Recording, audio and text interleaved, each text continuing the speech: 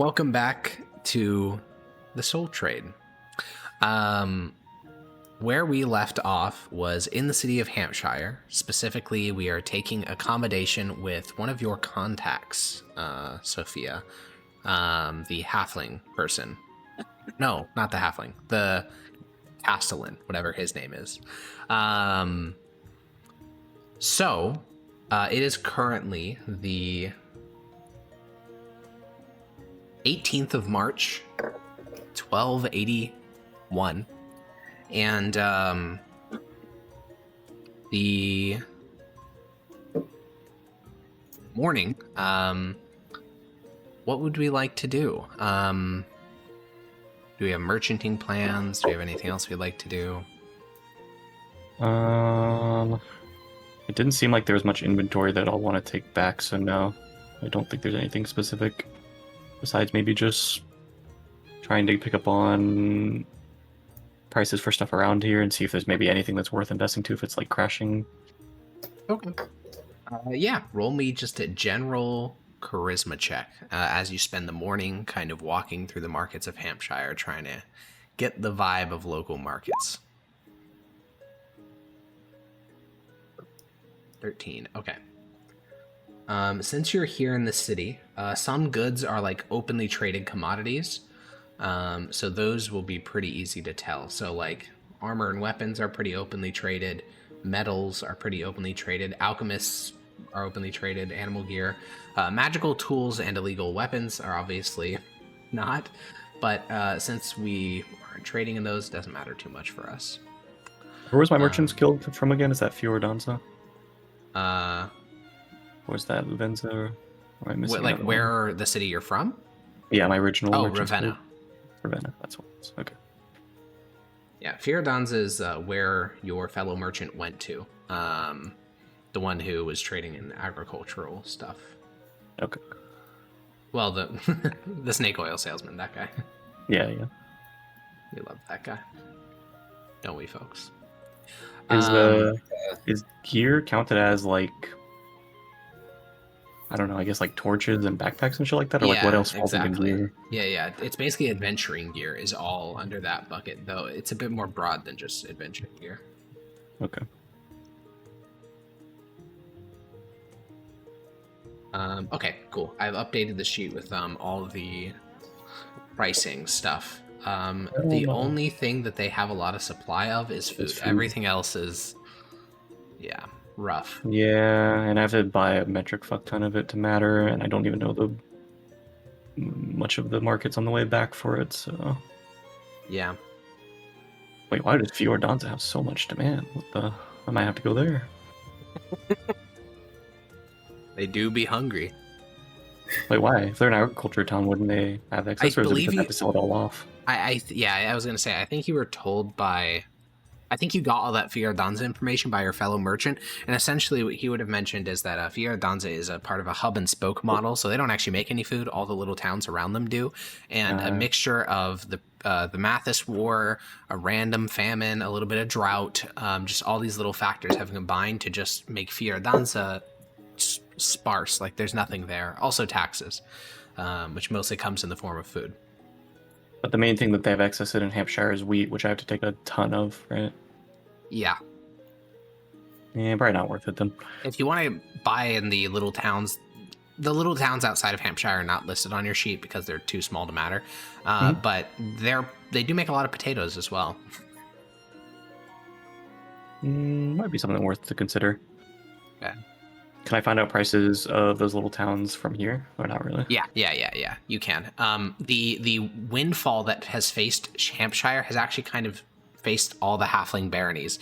There's this very grim thing where a lot of halflings died during the Hampshire Crusade, and then almost immediately they were all given back their land. Like literally within 3 months of Hampshire being sacked, all their land was given back, and in time for the harvest, they were able to plant.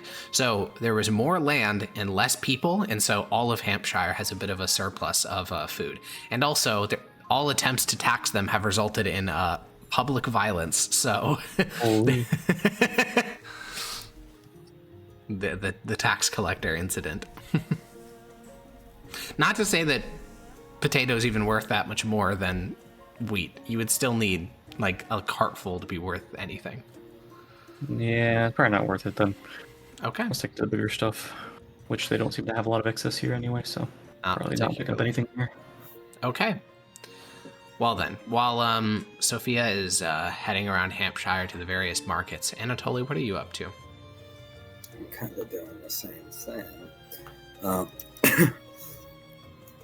I want to see what kind of things need to be requisitioned for certain forces in the region.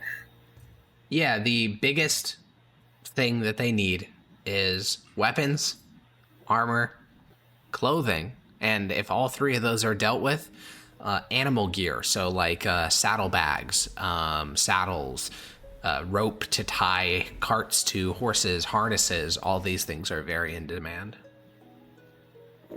Arms, clothing, horse bullshit. Metal in general is also quite heavily like iron, but that's mostly because weapons and armor are always downstream of metal. Yeah. Who was that one guy we were talking to that seemed to know like the situation of what everyone needs? Yeah, I think it was it was the Castellan. I think his name was it was the guy that Sophia sold her entire stock to at the end of the last session. It's Castellan Percival Woodstock. He is essentially the ruler of Hampshire on behalf of the regents, and basically the ruler of the whole region through proxy.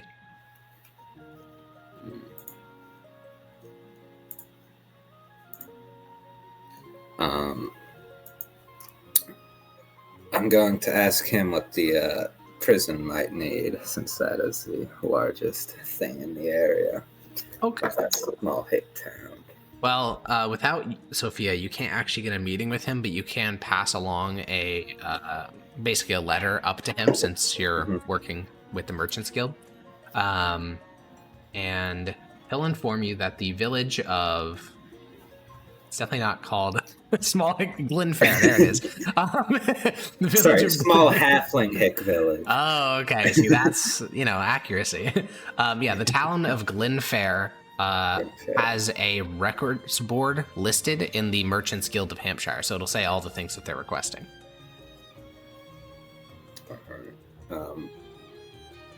What are they requesting?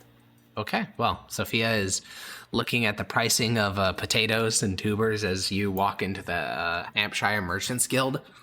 There's about 20 halflings inside, and all of them kind of glance over at you as you walk inside and walk to the requests board. This is filled with a variety of like, hey, I need you to carry this singular piece of cargo and I'll pay you for it. Or, hey, we have a bundle of letters we're trying to get sent to this city. Will you take it? And some of these are months old because very few merchants are getting through, especially ones that are leaving Hampshire.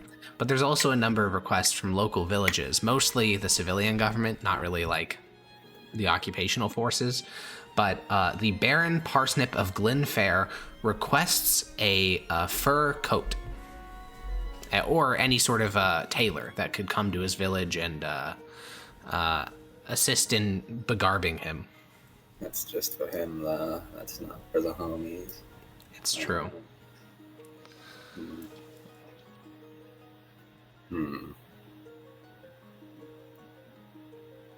I can't get to the cast one on my own. No.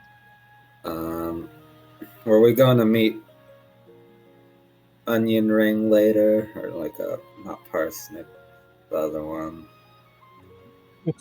This is halfling racism. There was a person named, I believe Potato may be who you're... Are you thinking the councilman? The councilman. Okay, that would be... I'm getting there. That would be, of course, Councilman Radish. Okay, don't forget about that. It's true, you are going to go meet with Councilman Radish.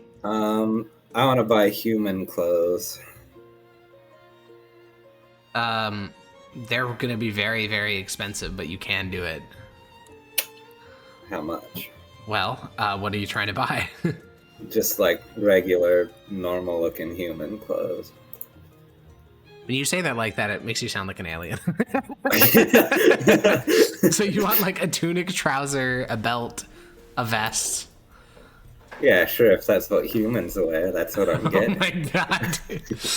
That will cost you 3 gold. 3 gold. Yeah, now that is a bit more than 15 pence, which is what I think you have on your sheet. That is. I actually have 9 pence. Oh, okay. Mr. Warbucks. I probably don't want to steal from the cart.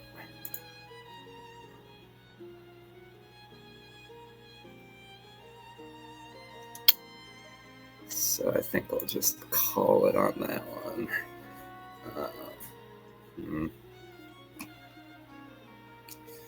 I'm gonna go find Sophia. Alrighty. Well, perfect timing. Sophia, you are currently walking through the morning markets, assessing local pricing of essentially everything you can. You're jotting it down against your mental memory of the costs of all these things. Generally starting to decide that while you do need to meet with Councilman Radish, because you said you would, there's not really much else in Hampshire for you, other than helping Anatoly with whatever it is he's here for to get your debt paid off. And as you're sitting, as you're standing in front of a booth or like a merchant stall that is just covered with every type of like local root and variety, Anatoly will approach you. He's been doing his own thing all morning, but he's caught up and found you. Weapons merchant still.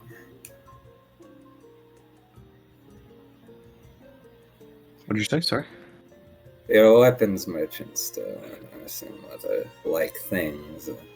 We should look into if some of the people in Glenfair need anything, since we're attempting to use them often.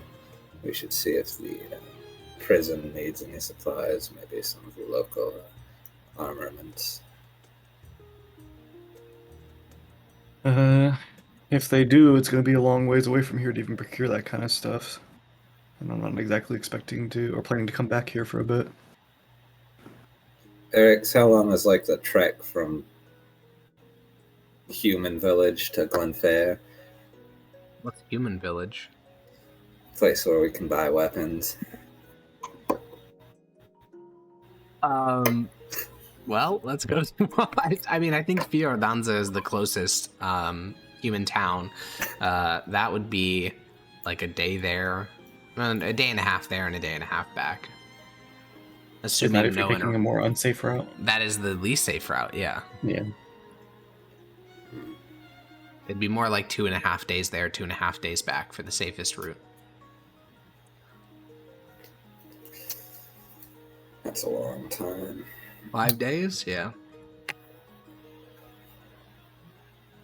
Yeah, the only other thing we have to do here pretty much is whatever information or relationships you guys need to make for what you were coming here in the first place for. Otherwise, we're pretty much ready to head out.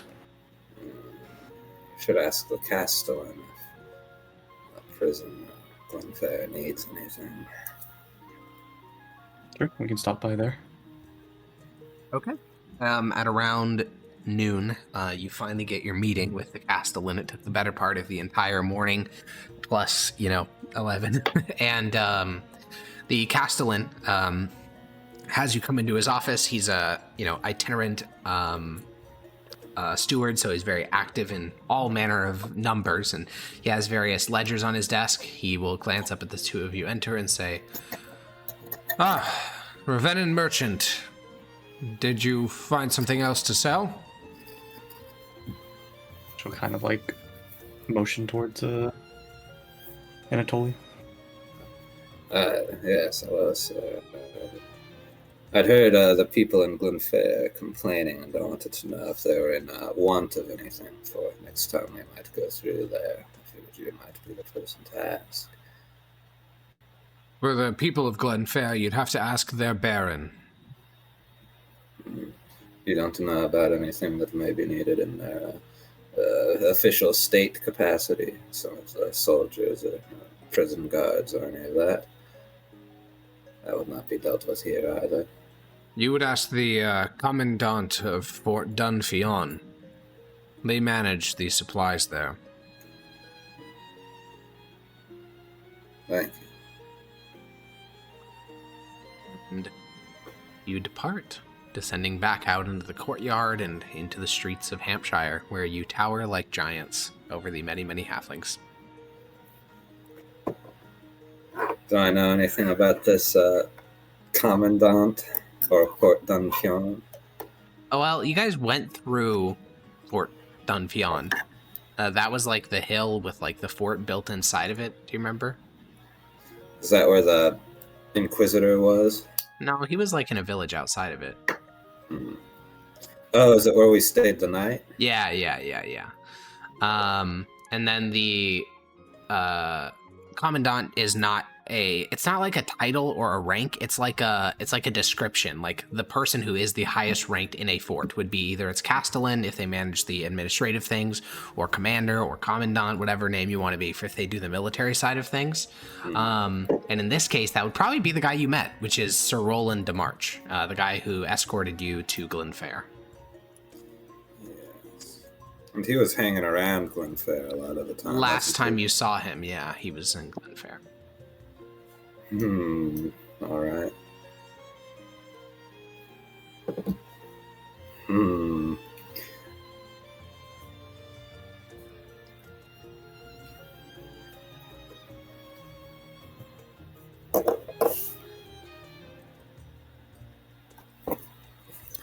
All right, sounds like we should meet Parsnip. Okay. Well, Sophia, you sent like 3 letters to Parsnip. The first one is like, we're coming through Cadmore Heniod. Second one was, JK, Cadmore Heniod is scary. We're going through Dunfion. And then the last one was, all right, I'm in Hampshire. And what do you have anything to sell to Councilman Radish? I think I have nothing left. Okay, well then, are you going to meet with him anyways, or? Yeah, I don't want to burn that bridge. I think I'm basically going to take an order and then come back here. Specifically for him. Okay. Then you make your way to Councilman Radish's home. Once the councilman of Hampshire ruled the city, and they were like the sole authority. Now, however, they're essentially just advisors to the local castellan, and they all live in some of the nicer homes inside of Hampshire. So you make your way towards one of the nicer parts of the city, and you open up, well, more so are led through a tiny little archway that's requires you to stoop quite a bit because it's designed for halflings. And the courtyard of the councilman's home is quite nice. And he will come out. He's wearing kind of like a purple tunic with like a bit of like gold trim. He is well off enough considering not a couple of years ago his entire city was sacked. And he'll kind of smile. He has big old mutton chops on his face, and he'll smile as he sees you, Sophia, and say, "Ah, the brave merchant, back at last." This is Councilman Radish. Yeah.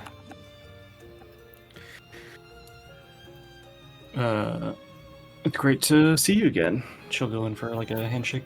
Yeah, he'll extend a tiny little arm up to you and say, "I assume you had no troubles coming by Dunfion?" Thankfully not. That's good. That's good. I've heard of a Bloodfoot attack west of the fort. It's getting dangerous these days. Yeah, thankfully, at least the routes that we've taken thus far have seemed safe, so I'll just have to be on the lookout. Then looks like you've gotten yourself a new assistant. Yes, this is my cousin. Ah, same hair. So we are cousins. Runs in the family. Well, what sort of goods did you get through the countryside? I had brought some weapons and armor, and I was hoping to be able to sell to multiple people here, but it seems like their demand was a lot more than I expected, so I ended up getting rid of most of my stock. Ah. Well, I'd But have not no to use make you for have to travel weapons all and this armor way anyways. for nothing. So, because I didn't bring much else besides that weapons and armor, I was wondering if you had anything you would like to order that I can bring back next time. Are you still doing the Ravenna to Hampshire road, or have you decided to make your base at a closer city? Unless you have any other suggestions, because I'm not sure if the same people will be there to escort me next time.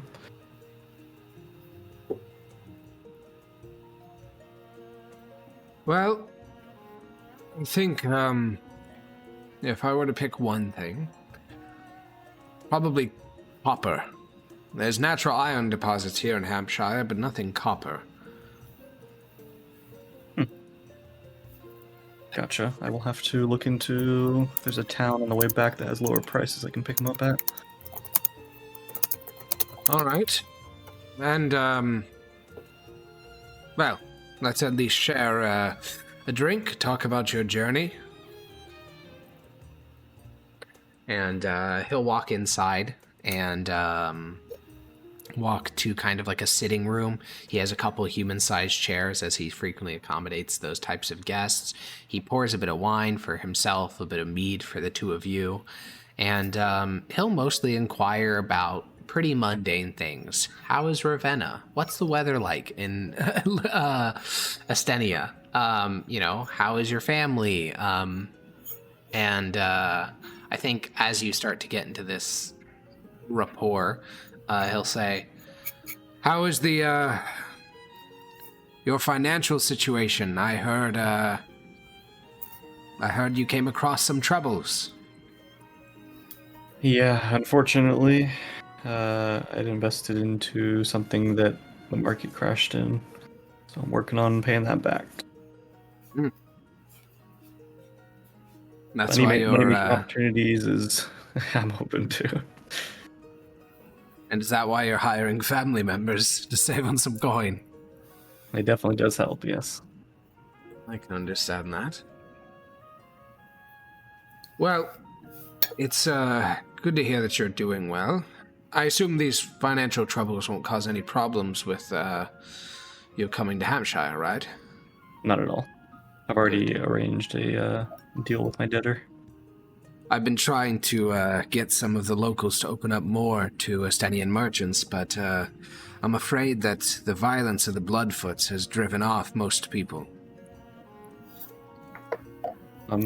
That's where I come in, and that's what I'm hoping to capitalize on. I know you specialize in weapons and armor, but you may want to do some more diverse goods. Yes, I was looking into the same, because the only thing I don't think is worth the effort is food, but just about anything else seems like it could make quite a bit of profit around here. Yes, I think even just the fineries of life in Luvenza, good wine, nice clothes, these are the things that, at least in Hampshire, are being sorely missed. Not to mention amongst the barons. Good to note. You also, if you do a trip a couple more times, you could start to get to know some of the members of the Merchants Guild of Hampshire. It's an organization that's a shadow of its former self, since they're not allowed to trade outside the boundaries of the baronies. But my hope is to foster that organization's strength so that in time we can start to reintegrate Hampshire into the wider merchant community. I would agree. I think most other merchants, if it wasn't for the risk, would be happy to deliver stuff here. You didn't see any... You said Dunfion was safe, right? You didn't see any aftermath or anything like that of attacks? Remind me, Harkon, I don't think we did. I don't think so either. No. No, didn't see anything out of the ordinary, so not sure if that means we're lucky or if it's dying down. I suppose we'll see. Have you heard of anything? Well, yes, a couple of days ago, west of Dunfion, a member of the Luvenzen garrison was killed. Not to mention the fact that in the foothills north of the city, between Glenfair and Arundel, they're supposed to be a group of some type. Bloodfoots, specifically. I mean, some number of them. Oh, I see. It's not that there's something strange. It's just that there's a lot of them. Something like that. I mean, that's why the road to Cadmore Heniod is dangerous. They've attacked multiple caravans along that road, and I mean, even if 200 caravans head down a path a day, and they only attack 5 soon, it's only going to be a few caravans going down the road. There's no point in risking your life for Hampshire. At least that's how most merchants see it. Yes. What do you know of the Bloodfoots? They seem curious. They're a deeply misguided group of people. They wish to save Hampshire, and in doing so, they'll ultimately be our destruction.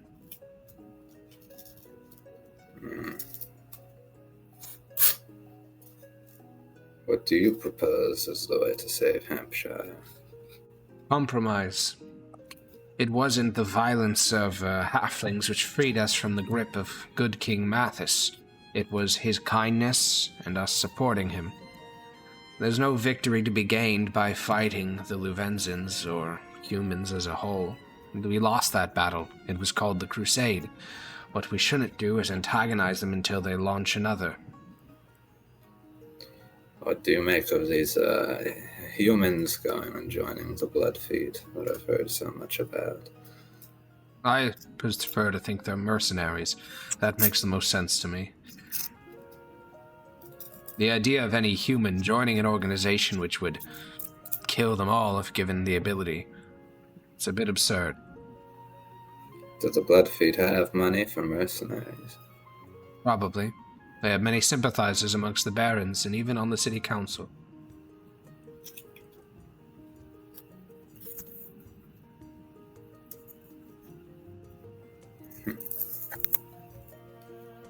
Either way, as merchants, you needn't worry about the politics of Hampshire. Mostly just know that compromise will work out eventually, I suspect. Especially if we can get the leader of the Bloodfoots. He's the most vile of the bunch. But it was good to hear from you, Sophia, and if you ever get more cargo, feel free to let me know. Will do. And if you have any specific orders or anything before I head out, let me know. Otherwise, I will bring back a variety of things I think will help. Head over to the Hampshire Merchants Guild. As I said, they've been hampered from trading outside the borders of Hampshire, and so you could probably work with them. Would they be able to provide safe passage when I come back each time, then? No, you'd still have to rely on the garrison for that. The Merchant Guild is almost insolvent at the moment. Gotcha. Well, regardless, thank you for the heads up. Of course. And he'll guide you to the exit of his home, and you walk through the narrow city streets of Hampshire, and the Merchants Guild is a small, squat little building. This is probably not originally even meant to be a guild. It looks like a large residential home, not unlike where the councilman lived. Stepping into the entryway, you can see about 20 merchants just kind of like sitting around. It's the busiest merchants guild you've ever seen, which in this case isn't good, because if you're a merchants guild, you want your merchants to be spread across the world making money, not sitting in your common room. They all kind of just look at you, and Anatoly. On the wall there's like a huge list of all like wanted goods essentially, and in the far past, tons of tables where people sit, there's a little counter and a clerk.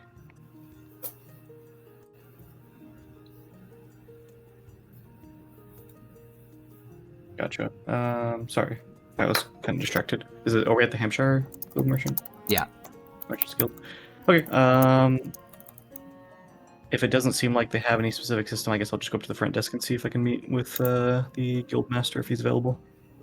Yeah. The halfling will give. So yeah, you walk up to the. Do you speak halfling? You do, right? Yes. Okay. The clerk will only speak in halfling. So Anatoly has no idea what the two of you are talking about, but the clerk will say, "Hello, what do you want?"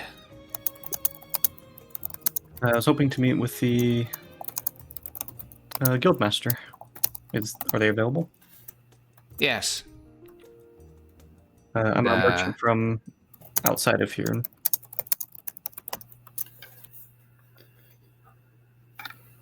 He'll basically just like point you down the hall, and again, there's just like merchants sitting around the common room because they don't have anywhere to go. It seems the same for the for the guildmaster.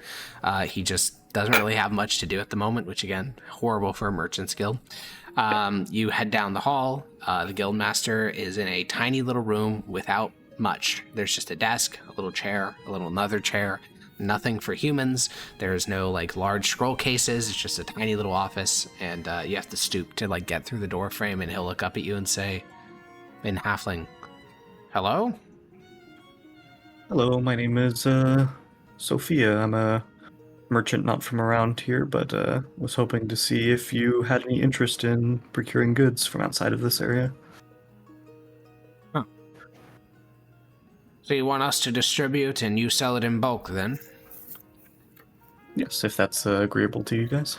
Which merchants guild do you belong to? Ravenna.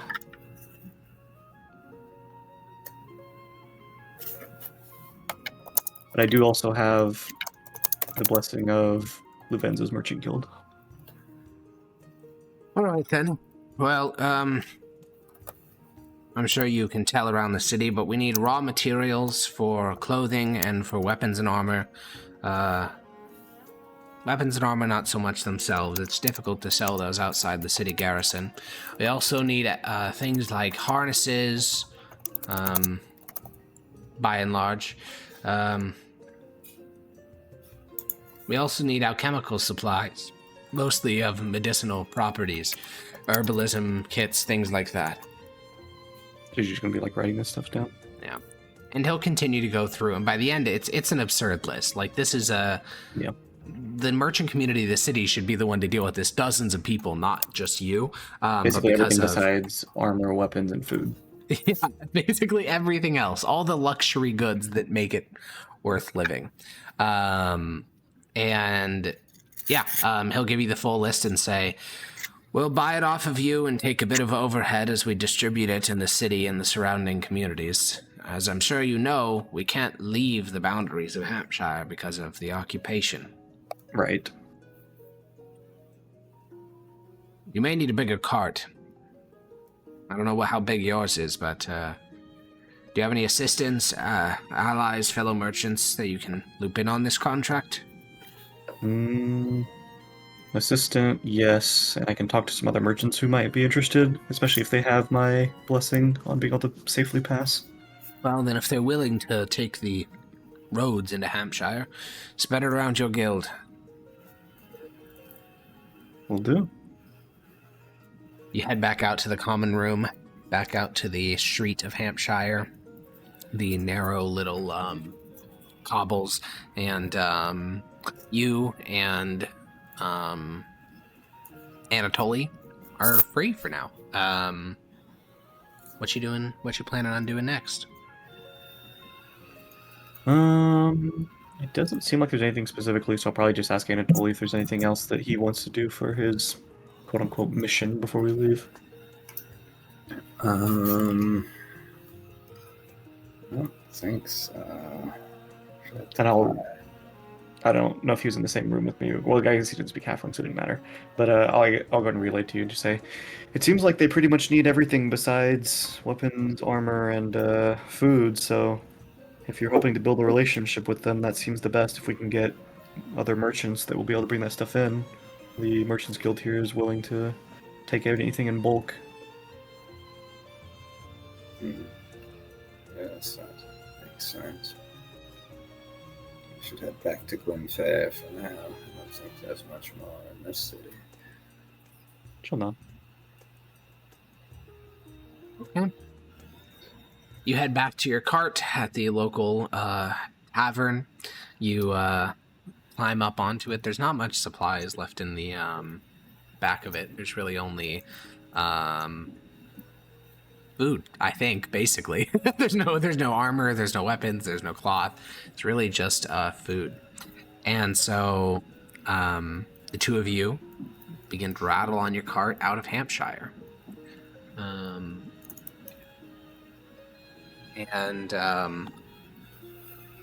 You begin to exit the city gates and head to the northeast back towards Glenfair. Do you know why you're going to Glenfair, Sophia? Do you ask any questions, or are you just going? He hasn't really told me much else, so I'm just following. All right, we're just following.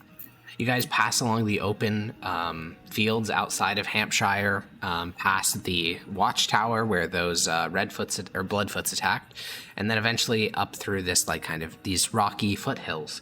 It takes until about early or probably late afternoon to actually get to Glenfair, but the town looks essentially as you left it. All these little halfling huts and burrows and things like that surrounding a central prison complex at the confluence of multiple hills. So, there's only a single tavern, inn, in the entire village. And previously you had your cart at the Baron's house. So where are we parking the cart as we hop off? Good question. I guess I'll ask Anatoly. Do you need me to come with you, or can I stay with the cart? Eric, where's the tavern in relation to the town? Right in the middle of it. I'm gonna tell him we may spend a night or two here, if that's alright. Hold on.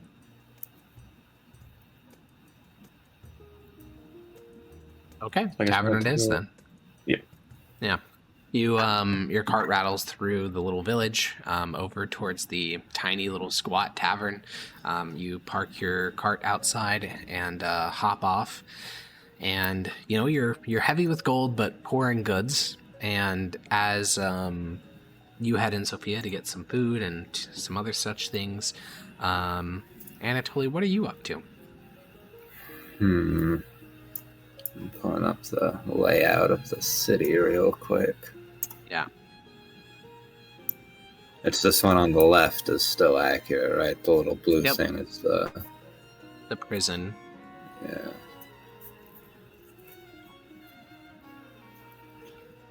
Tell me about the huts and how they're formatted. Any other buildings?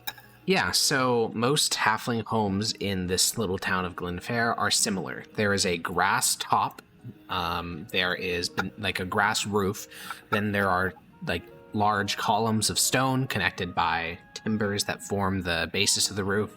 Then there's more grass exterior. So essentially it looks like it's built into a hill, but realistically the house was built and then dirt and grass were kind of draped over it. And then in time, the thing kind of grew onto the house and now it looks like they're built into hillsides. Yeah. I see. Yeah. And how flammable is each of these things? Well, from the inside a lot, from the outside not at all.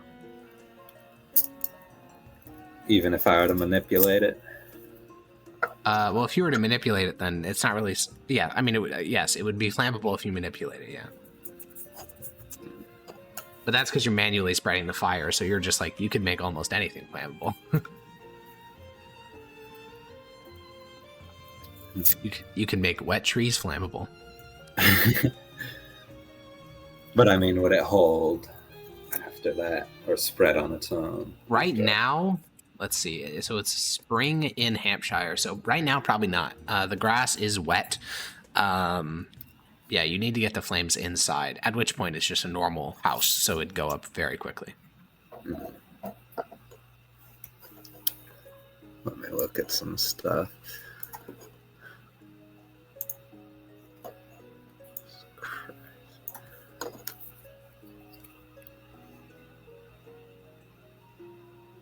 Do they have windows?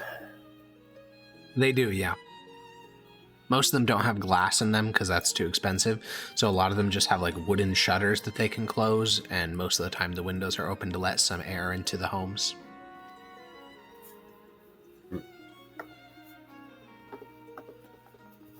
Are there usually people inside these houses? During the day, it's like a 50-50. Glen Fair is a partially agricultural, partially woodland community, so they deal with like cutting down trees and they feed themselves that way, or they have forests, or sorry, fields. If they don't have either of those, some of them work in the trades, but and some of those people work in their houses. But other than that, it's mostly children are the only people that are in houses on regular bases. Bases. But throughout, there might be normal adults Yeah. at a given time. Yeah, and I obviously there'd be all of them, but during the day, yeah, there'd be like a woman whose profession is a seamstress, so she's at home with like a loom and she's making something, or there's like a guy who's a carver, and so he's just in his house carving things. But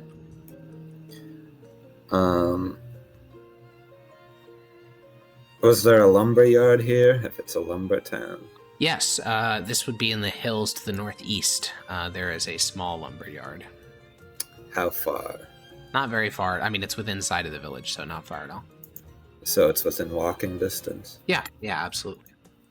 Can I go look? Yeah, I mean, you don't even really need to go look. You can just watch from like again, it's on a hillside, so you can see from the valley.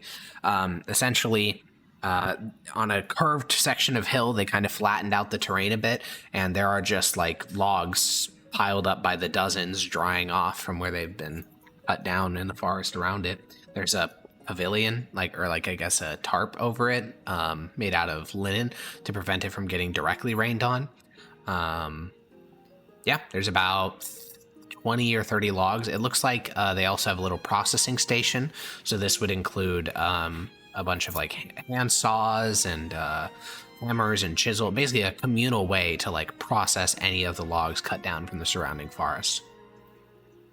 How dry are they right now? Not very. March is one of the rainiest parts of the year in Hampshire.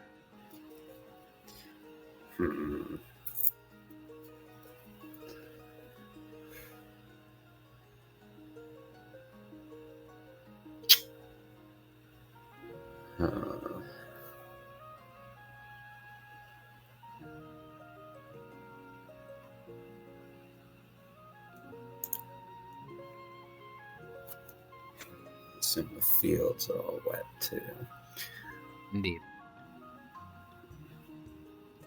Is there anything dry here? Yeah, the insides of houses. They don't just keep a bunch of gunpowder loose and dry somewhere. They would have before the Crusade, actually, because they were one of the few people in the world who used guns, but not anymore. Not anymore. God damn it. Fucking Crusaders, man. Hate those guys.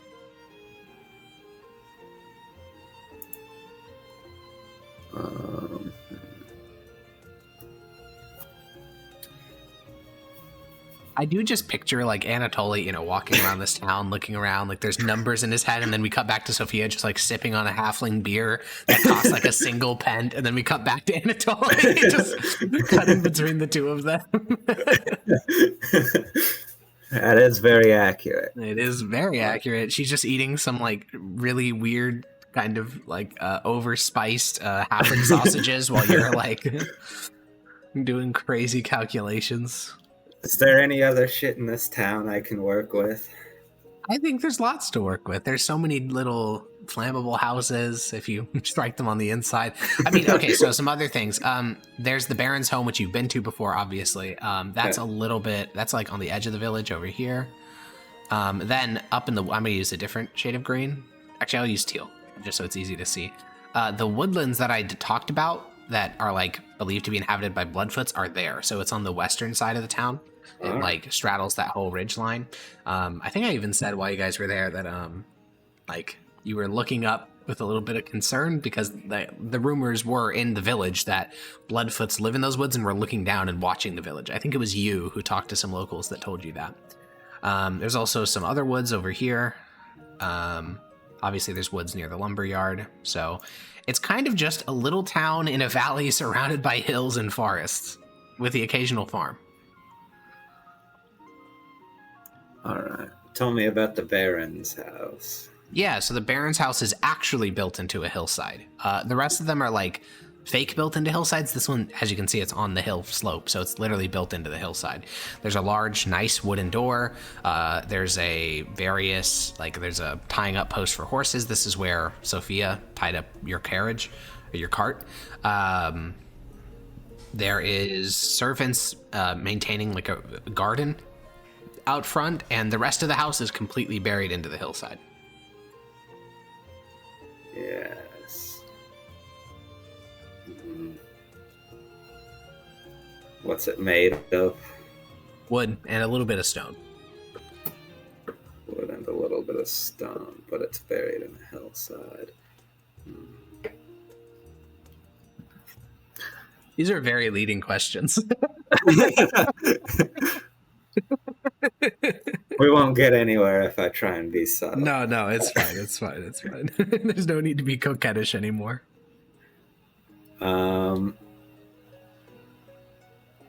Minor illusion. Okay. It says create a sound. Yes. Could it be like a phrase or a sentence? Could be a phrase or sentence, yeah. Like I could create a fake voice. Yeah. Interesting. Its volume can range from a whisper to a scream. This is all directed from the spell description, by the way. It says it can be your voice, someone else's voice, a lion roar, a beating of drums, or any other sound you choose. The sound continues unabated through the duration, or you can make discrete sounds at different times before the spell ends. Interesting.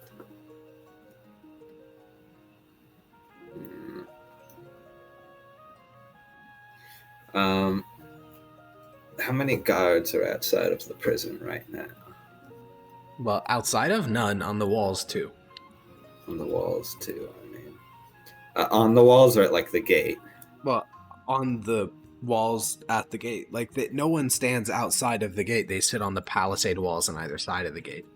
I see.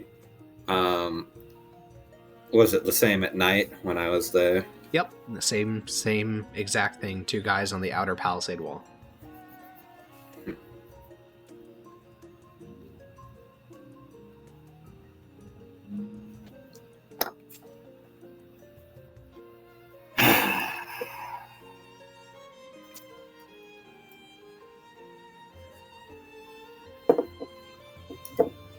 Alright, I think I gotta just gun for something here.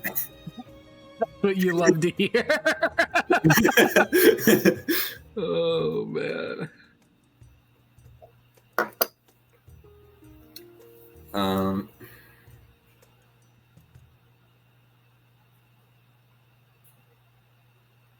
So the lumberyard wouldn't burn at all.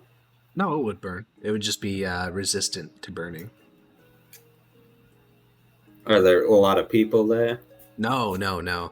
Basically, the only time that people are there is when you have like a crew of 8 or so halflings that are processing a large plank of wood or like a large log, or when you have like a whole team of them bringing in a felled log. Because one of the downsides of being really small is that you still have to do all the same labor humans do. You still have to cut down trees, you still have to butcher cows, but you can only carry like an 1/8 as much. So you need way more people to do relatively innocuous tasks. So when they're working in the lumberyard, there's like 16 people there on average. So during like midday, that's how many people would be there. But outside of work time, there's no fence, there's no people there, no one lives at the lumberyard. It's just like an open space that's been cleared of all trees for the purposes of wood collection and processing. Yes. They don't even have a water mill because there's no rivers or springs or anything like that. So they're doing all this shit by hand. Why they use dirt as a building material.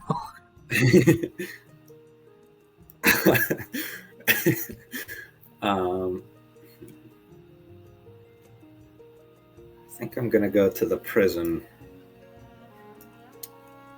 Okay. Or maybe I go to the houses first. The real thinker. There are 2 wolves inside of me, the prison and the houses. One's a solution.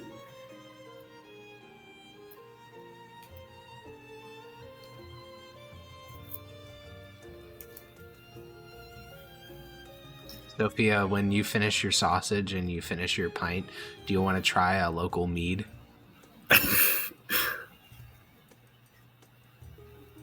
I'll take that as a yes. Total Yeah. Sure. Berging knew he didn't have to be here. They have some wildflower honey you could put in your mead as well if you want that. Yeah, it sounds like we're gonna be staying the night here anyway, so I'm probably Sounds like celebrating it. a little bit. All right, you're big chillin'. I'm gonna go to the prison without going to any houses first, and I'm going to present them that note. Okay, yeah, you walk up to the prison. Obviously one of the guards recognizes you because it's the exact same guy. It's been a day, so there's no reason why it would be someone different. What was his name again? Photographic memory.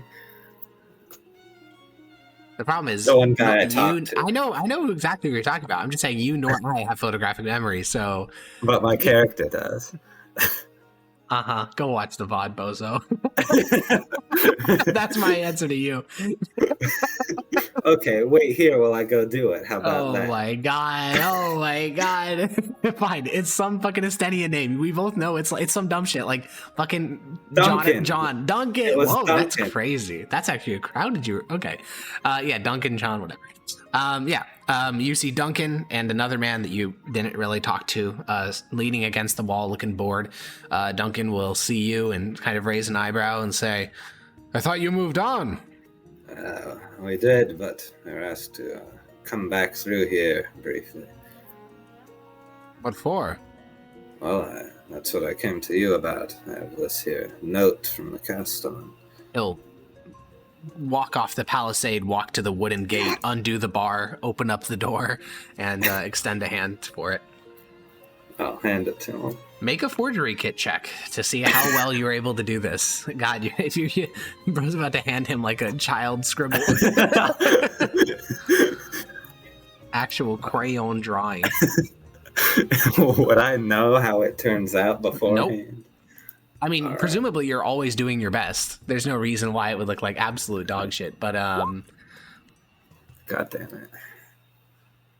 So tell me, for the sake of Dota and everyone else, what is this? What are you giving to him? The Castellan asked me to come, or asked, he wants an inventory of the prison and local guardsmen, what they have, so that he can have a better idea, and he wants us to be involved because we are suppliers. Yeah, so this is a forged letter, allegedly by the Castellan, saying that you are to come do a census of what the town needs, including the prison, essentially. Correct? Well, when you say it like that. I'm just clarifying, okay? Yeah.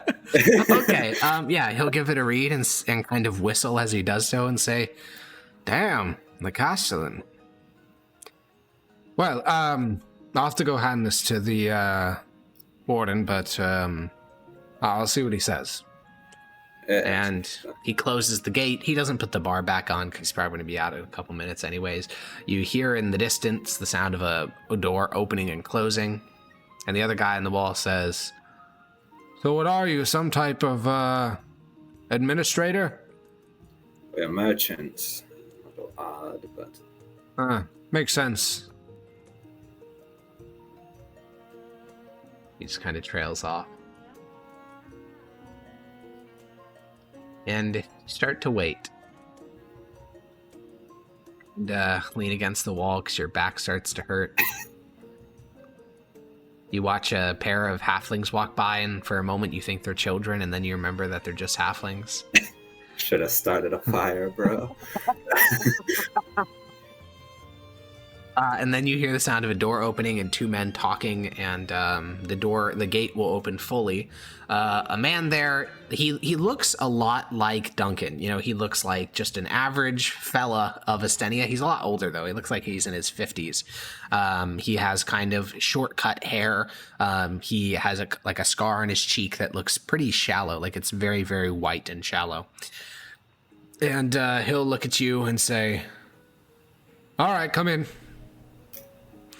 There's not much for you to see. I assume you have pen and paper to write these things down, or whatever. You just need to see the room, right? Yes. All right. He'll guide you across the yard and say, "Oh, I'm the warden, by the way. Jax." Jax, it's a pleasure to meet you. I'm Eric's whatever my fake name was. Just make up one. Why does it need to be consistent? It was Wallace, by the way, I think was the name that you used. But Wallace, that's it. You have no respect for continuity. Wallace fake name. For continuity. So true. The two of you head into the door. He opens it up. This first room is like an antechamber. There's a cloak rack. There is a stool with a bit of blood on it. He opens up the next door. This is a just very long hallway. This hallway literally goes to the end of the prison. Like, you can see the entire prison from this singular hallway, because to your right is just his office. There's no door. It's just like an open doorway. There's an office there. At the very, very end of the hall, there's another chair seating another soldier. And then there are 4 cells on either side going all the way to the end. So there's a total of 8 cells in this prison, which isn't that many. You can't see any of their contents, obviously, because you're like looking straight down this whole thing. But he'll bring you into his office, and then he'll say, "All right, here you go. This is the ledger. It's not all contained here on the premises. Much of it is contained in storage houses at Dunfion, but earmarked for service in the prison. We also have our requests from the fort listed on there." I'll look it over. What's on there, Eric? Yeah, so they have a total of 4 spears and 4 crossbows and 30 bolts, and they are requesting more bolts. They're also requesting carpentry supplies so they can build a watchtower. They're also requesting any sort of like what they call it is work contracts. It sounds a lot to you like indentured servitude for the halflings. Basically, they want the Baron to dig a moat around the prison, and he's just not doing that, and they're upset. They also want at least 1 breastplate, because they're all wearing just like tunics and like helmets and trousers. Like, they're not well equipped. And they've heard stories about, like, they don't list all the reasons, but like they've heard stories about Bloodfoots that have like actual swords and shit, and so they're not very confident in their tunics. You instantly realize how fucked this prison is. Like, there are 4 people here. There's a full-time staff of 4 people. They have spears and crossbows and barely any ammo. And again, from what you could tell, the knights do frequently come here, but when they're not here, there's like no one defending this prison. And yeah. Oh, also they're asking for a human who speaks. This is more like a general transfer request, but they want a human who speaks halfling, because sometimes the halfling laborers they bring in to help them run the prison speak in halfling, and it freaks them out. Okay, this is a lot more busted than I thought.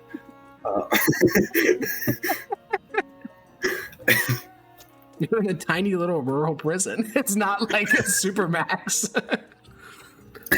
Oh, also, he wants some wine. He hasn't had Estenian wine in 3 months.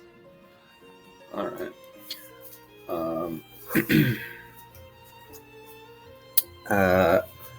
I'm gonna ask him like details on all this stuff, like what kind of wood, what kind of crossbow bolts they have, what kind of crossbows, etc.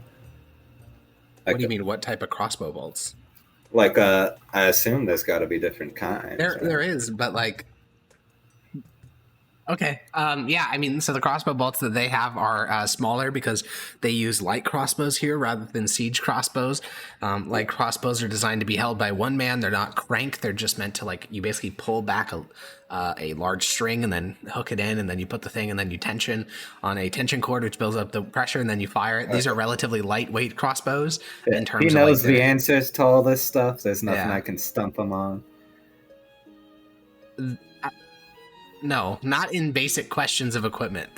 Okay.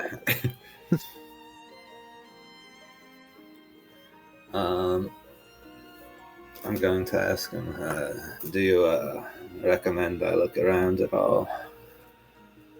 Or do you No, think I mean, this is what we need. What city do you trade with? Well, we're centered out of Ravenna, but we've been going to Lavenza quite a lot. Oh, okay. Then, if you're taking personal requests, add a block of Luvengian cheese on there. Lavenza A whole wheel, cheese. if you can. Yes, so add this. Well, anything else? Oh, how are things over in Ravenna? He seems desperate for news about the home. Even though he's only technically like 20 miles from Estenia proper, he's probably been here since the Luvensan occupation started, which was almost a year ago. Yeah. Is it just me and him right now? At the very far end of the hall, so 120 feet away. So it's worth drawing this out.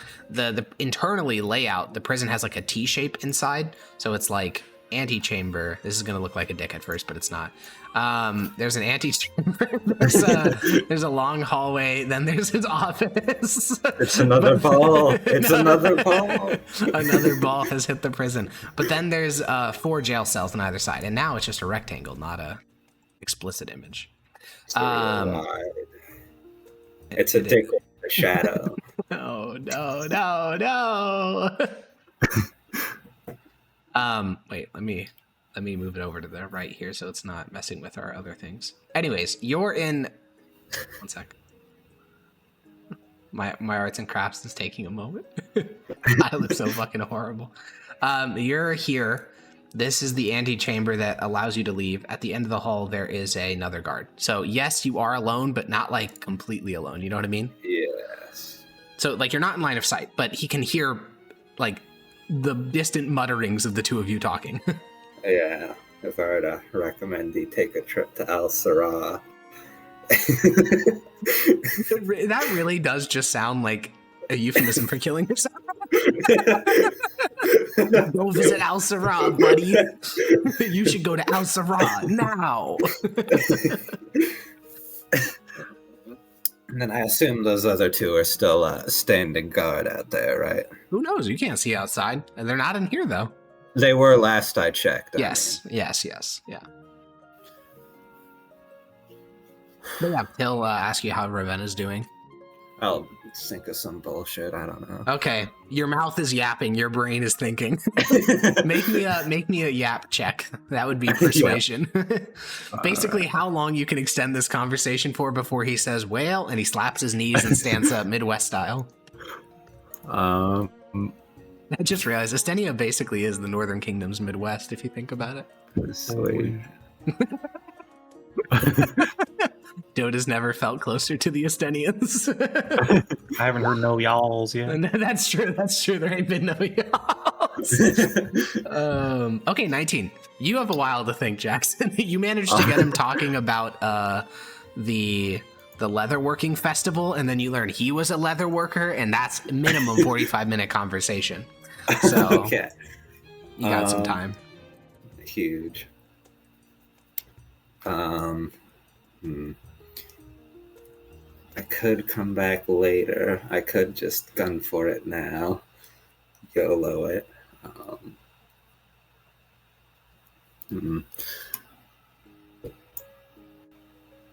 How far away am I feet-wise from outside the wall?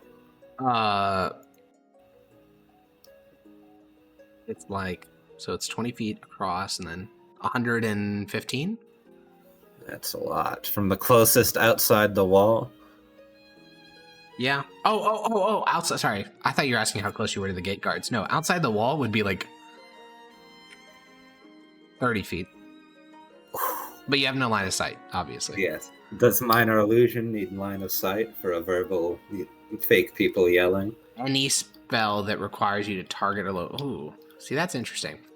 So my answer is going to be any spell that requires you to target a location requires you to see it, because that is like literally true for any ranged attacks. Now, minor illusion is specifically interesting because minor illusion doesn't actually say target a location. That's not in the spell description. I think I'm just going to save myself having to litigate this and just leave it up to a spell check, which for you I think is charisma, since that's your spell casting ability.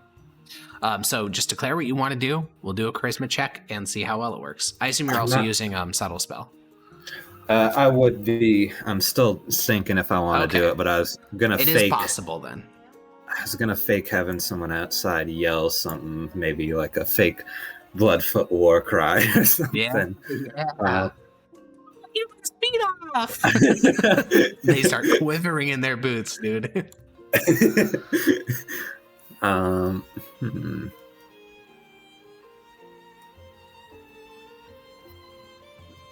Alternatively, I could just come back tonight. You said there's always like side on this prison if I were to just hop the fence, right? There's always just side? What do you mean? Sight, line of sight from some guard. Yeah, typically.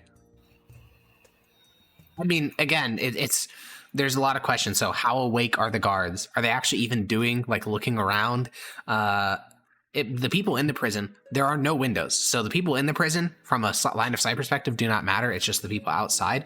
But based on where this guy's office is, if anyone is sitting in the chair he is sitting in right now, they would see you walk in the door. There's no level of stealth that would prevent that, because his desk faces the door to the prison, which is obviously an intentional choice. And now if they're asleep, again, depending on how much competency you expect from these guards, it's either like you're never getting in, or they're just all asleep and you can walk in at night with no problem. Oh my God. If I show up with so much wine that they just get shit-faced drunk.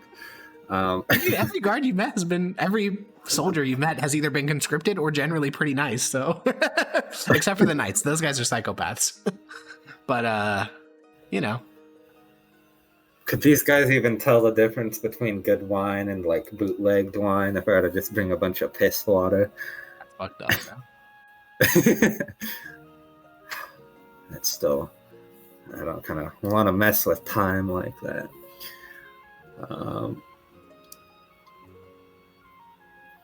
I think I might subtle spell cut all humans' feet off.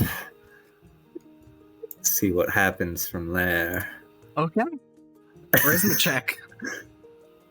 And then I'll use one of my... Would it be a sorcery point for subtle spell? It would be a sorcery point, yeah.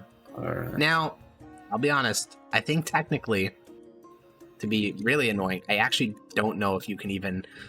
Like, rules as written, I don't know if you can actually meta magic cantrips, but I think I don't give a fuck. It's fine. Let me go read it. I'm just curious. Oh no, it says when you cast a spell. That works fine with cantrips, because cantrips are spells. Okay, anyways, yeah, it's one sorcery point. Okay. You know that somewhere to your south is the outer wall. That's how you know it's like roughly 30 feet away, because you were like walked into the thing. You just don't know like how far it is. And so there is indeed a cry of in common, which echoes throughout the prison ground. And immediately the guy who was talking to you about whatever topic stands upright. But it didn't come from outside the wall.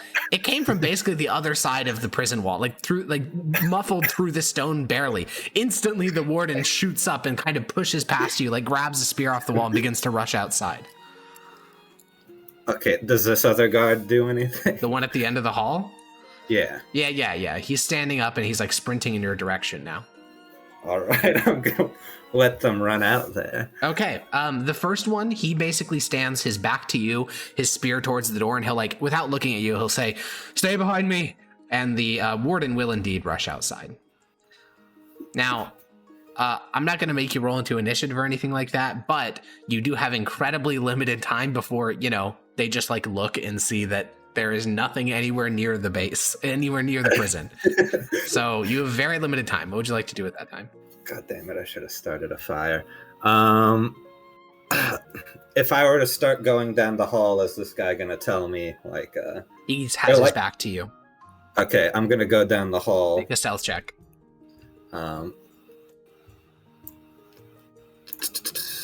Pulling it up now.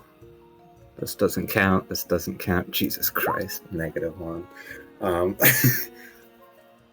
Okay. Now, I will say, some people may see a 7 and be like, well, that has to be an instant failure. Listen, man, these people are conscripts. That guy, his ear, like his blood is pounding in his head. He's like, holy fuck, I'm gonna kill my first halfling. Oh my god. He's like, his hands are like gripping a spear. He does not even remotely hear as your boot like slightly scrapes against the floor of the prison. And you can start to walk down the prison cells. These first two are empty. This one has a halfling inside. This one is empty. This one, well, I guess as you walk by, the halfling will kind of run up to the bars and say, let me out, they're gonna kill me. We might later. We? I'm not saying that out loud. I'm in game mode right now. You're just walking past him then? Yeah. All right, there's no one in here. There's a halfling in here. No one in here. And a human sitting on a bed very calmly in this cell.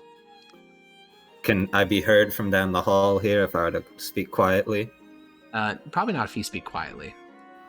Are you Elapid? The man on the bed is shirtless. He's wearing like soiled prison trousers that are like torn and beaten. There's scars across his chest. He has like a long unkempt beard and like slicked back brown hair, though slicked back by like sweat and blood, not anything good. And his eyes will open and he will say, a fellow serpent. I'm grass. He stands up and stretches a bit, and you can see that much of his arms are bruised heavily, and he'll walk to the cell, and outside you can hear the sound of the like over the warden like shouting and be like, "What are they?" And Elapid will say, "Who sent you?" Whatever my boss's name is, Grandmaster Adder. To be freed? Do you think now is the time with these 4 guards? Were I to release you? I can kill them if there's no knights. Eric's, were there any knights in town? Have you seen any? Have I seen any? Have you seen any? That's what I'm asking you. I was walking around town in fucking circles. Did I mention any? No. Exactly. There you go.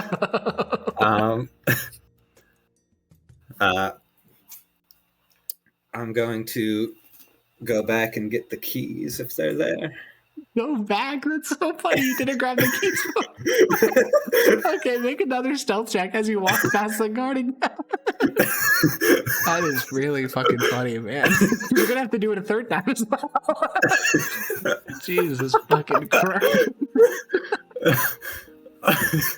What a fuck everything. Okay.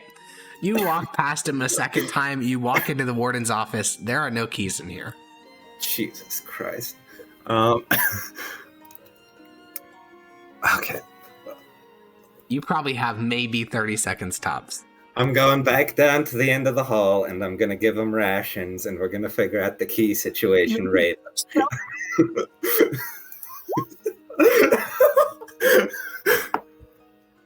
As you begin to walk down the hall, your boot scrapes against the prison floor, the stone floor, and the guard glances over and says, "What are you doing? Get back here."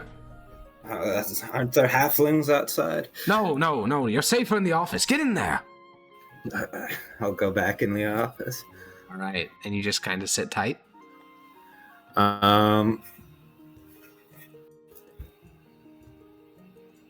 You can hear outside, like just outside the door, you can hear the warden probably talking to one of the gate guards, like muffled by the door, but he says, "God damn, pranksters, probably one of them kids." And you know, he's Is there talking. anything in this office that'll help me release him? There's the ledger on the table. There is a little bag of coins, probably like soldiers' pay.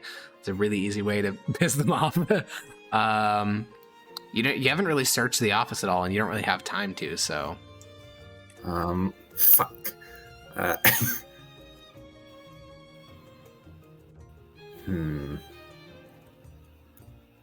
I'm not gonna have an idea within 30 seconds. God damn it! Other than trying to sneak past them again.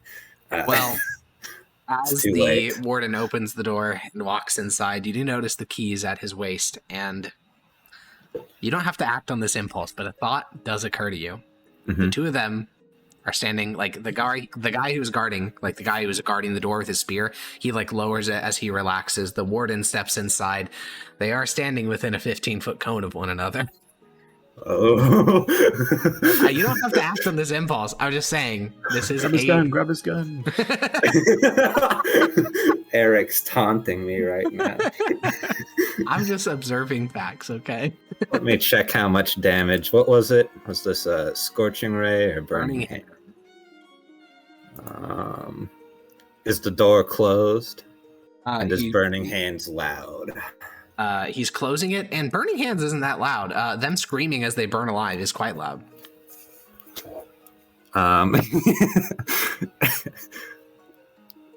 What's my sleight of hand? Let me check. It's gonna be bad. It's gonna be a -1. -1, sure enough. Yeah, you can tell there's a negative Roll the 20. There's a roll in that 20. That's a very good point, actually.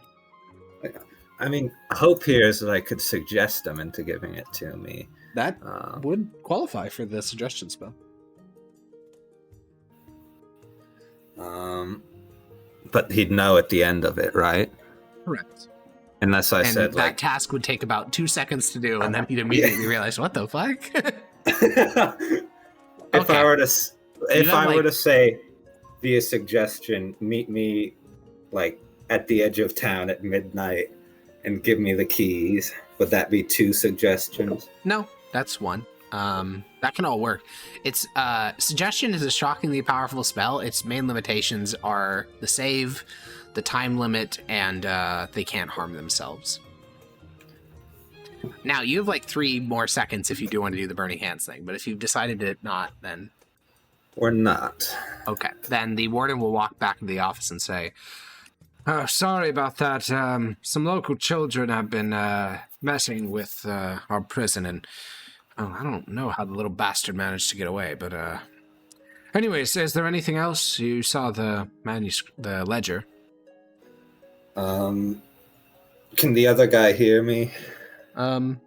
He's probably hearing. I mean, he's gone back to the end of the hall, so he's probably going to overhear like snippets of what you guys are talking about, not the whole thing. So I had to actually say what I want him to do, right? Correct. Even if I do subtle spell. Even if you do subtle spell. It's not the take a trip to Al Sarah. I could get away with it if I fail it. Yeah.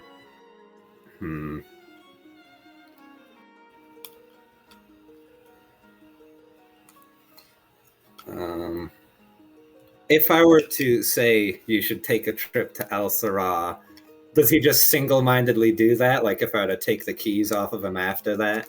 No, he's literally the exact same person. He just believes that he should also go do this thing as if like a personal friend told him to do it. Okay, so he won't just like a zombie walk towards No, Al Sarah. he's not a zombie.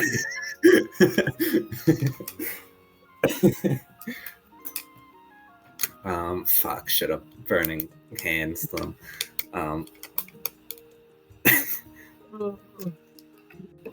It is really funny that like 3 sessions of the campaign have led up to just like spaghetti just like spilling out of your pockets. You're like, fuck, what do I do?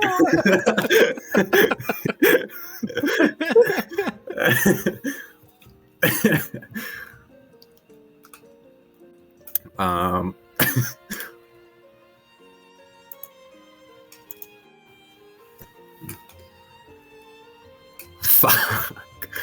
Well, these guys surely don't have good willpower if I were to say you should meet me and give me your keys at midnight.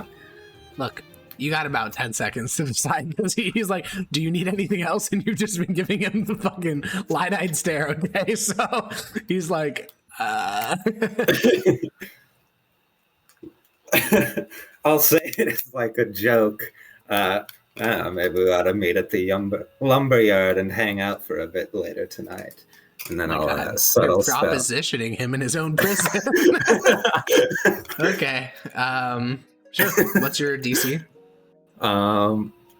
For suggestion. Oh. No. I was like, what? How do you even do that? What the fuck? 14. Okay.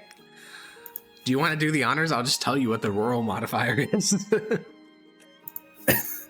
Sure. What am I rolling? The D20 -1. Oh, that's not good. Nope. Inshallah. Fuck. It's one of those things where, you cast the spell, he looks at you, his face doesn't change very much, but he nods and says, "That'd be nice. I'll see you when I'm done here."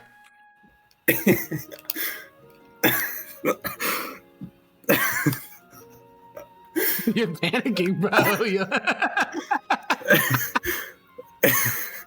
So you leave the prison, and you exit out the front gate. Yeah. Tonight at the lumber yard, there's going to be a warden.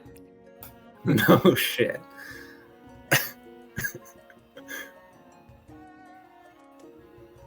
But what now? He's actually there.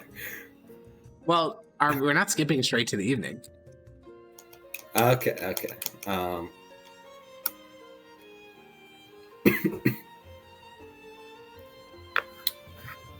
What are you doing in the meantime?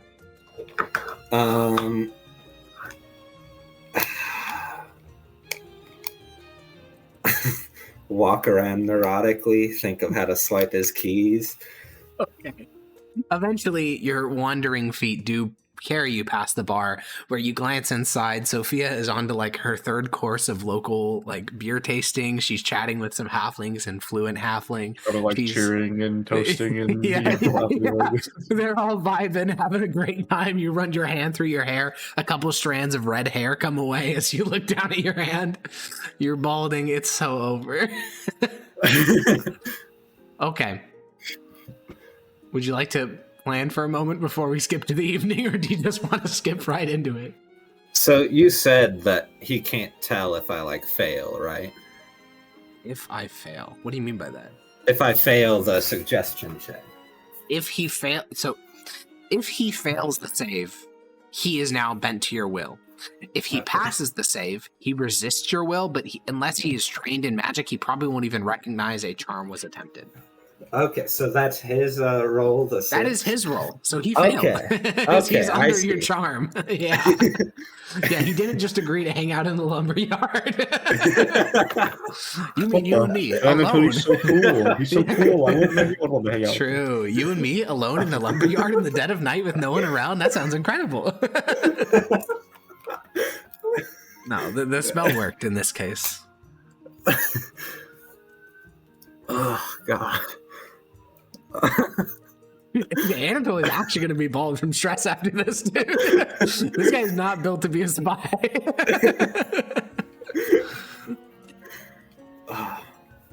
I'm not built to be a spy IRL. Anatoly's fine. I'm just bad at playing. No, that's fair. That's fair. This reminds me of I had a player named Yarrow, and there was a solo session where I've met Yarrow. Yeah, you know Yarrow. Yeah. You know Yarrow. But yeah, he had to do a puzzle during a solo session, and it was literally 4 hours of complete mental boom. It was I don't know what's happening. And it was very simple, borderline child riddles, and he's I don't get it. It was just this is your version of that, though less time. Yeah. We can make it 4 hours. True. So I could just take his keys and kill him. That's assuming he has the keys, which I didn't explicitly tell him to bring the keys. No. In which case, I don't know, fucking kill him and then burn his So body. you're killing him no matter what. Didn't you want to build positive relations around here? Nope. Not anymore, apparently. Now That it is or- burn time. That or I could try and cast suggestion again with my last third level spells or second level spell slot. A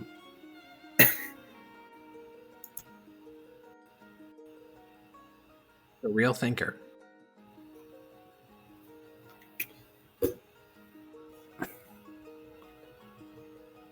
Okay. I guess go vibe at the lumberyard. Yep, the sun starts to set, and slowly the people of Glenfair return home. Since you're on a nearby hill, near where the lumberyard is located, you can hear the sounds of revelry and excitement from down in the city below. Sophia meets with some local halflings. The Baron even hears that she's in town, so he comes and spends time with his people. And there's a party just erupting around the local inn, and you sit on the nearby hill watching it all, just kind of deep in your heart. And before I get murdered by blood feet.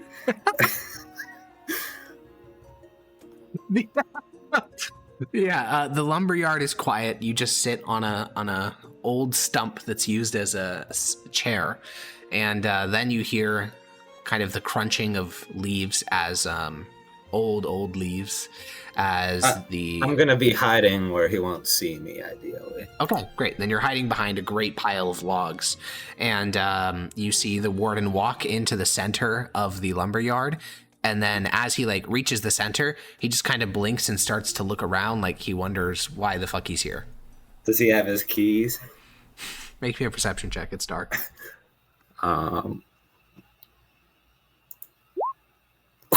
You narrow in your eyes, you zoom in, you enhance.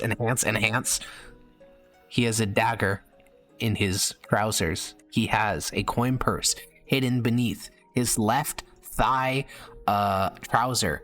Near his boot, another dagger in his hand. No spear. His only weapons are those daggers. There is no keys on his waist. God fucking damn it. Okay, looks like we're gonna have to kill him. Yeah, at present he mostly just looks confused.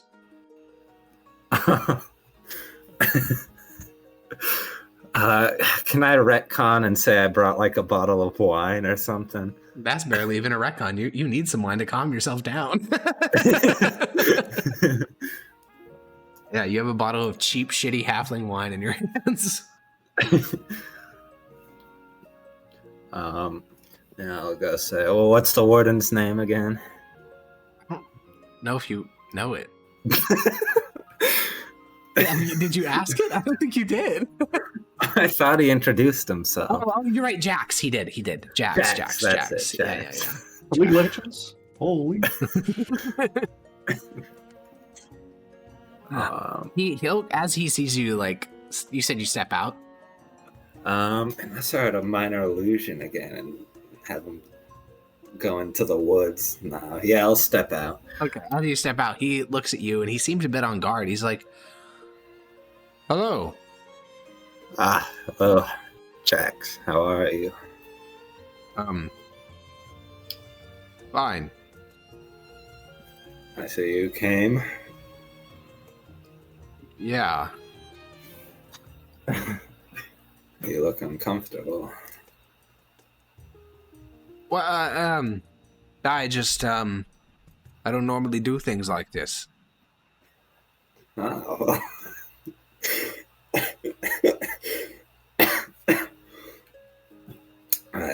I brought wine if you would care for some. It's actually rather cold tonight. I think I'll probably go back to the barracks. Is there anyone who can see us?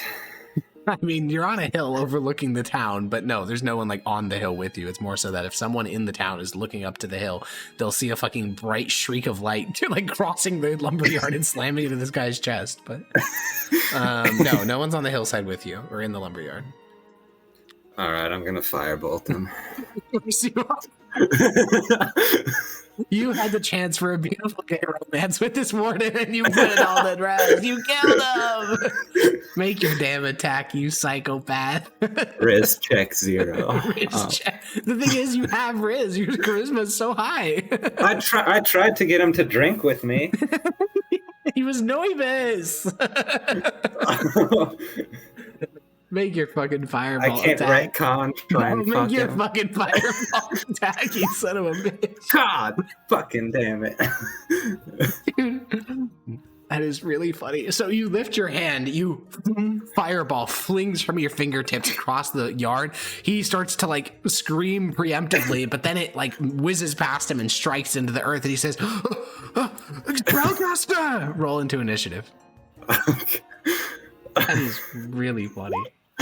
What This a is fucking so comedy of fucking errors. Oh my god. I don't have a special token. Let me grab one of my normal. Where is this fella? Here he is. I've gotta kill this guy. Holy moly. All right, so there's the token we'll use for him, and where is your token?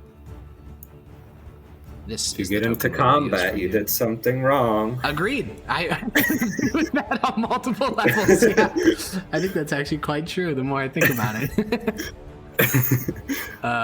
Okay. All right, and then this is our good old friend Jax. Okay, you got a 6. Uh-oh. I feel like Jax is gonna get higher than a 6. That seems likely. No, oh, exactly. But your dexterity is -1, so he does go first. He's gonna charge you with his daggers. He's gonna free item interaction, take out his 2 daggers, and sprint 60 feet towards you. He is now 60 feet away. He free actions? Yeah, to pull out his Is he a daggers. rogue? Oh, No. I see. No, it's just free item interaction to pull out his daggers. Oh, okay. I could. Would a firebolt catch him on fire? Well, no, so it doesn't actually, unfortunately, no. There are spells that do that. It's just gonna like set his clothing afire for a little bit. It's not actually gonna give him the burning condition, which does 1d6 damage each round. But, yeah. Would I be able to control flames him to be on fire if I hit? If you had an open burning flame near him, yes, but not if you just hit him with the firebolt. Okay.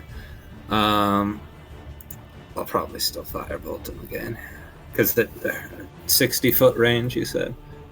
No, it's 120-foot range. No, he's 60 feet away. He's 60 feet away. Yeah. Um, He's also not Yeah. wearing his like armor, like his armor is a helmet, by the way. That's all he has. So he's just Yeah. wearing tunic and trousers. I'm going to firebolt him. That hits. Okay. Yeah, as he sprints forward, daggers out, murder in his eyes. The flames consume his right shoulder. He screams out in pain. What's left is like a burn patch that goes from like the edge of his shoulder down to just above like his right man boob. I was gonna say breast, but that sounded evocative.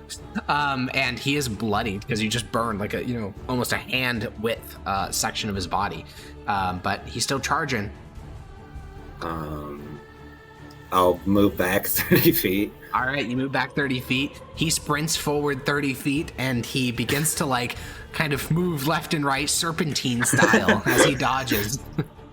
It's your turn. So he's action dodging. He's action dodging. Won't do good when he gets within cone range. That, with an 11, misses. It whizzes past him as he dodges side to side, serpentine style. And, is that the end of your turn? Move to like the edge 30 feet, so Yeah. like at a right angle. Yep. So Because you're I don't. 90 feet away now. And on his turn, he will then dash left 60 feet and basically jump behind the wood pile you were hiding behind when he first entered the lumberyard. Because he's now standing where you were at the start of this fight. So he will basically dash and jump behind those logs, which obscures line of sight.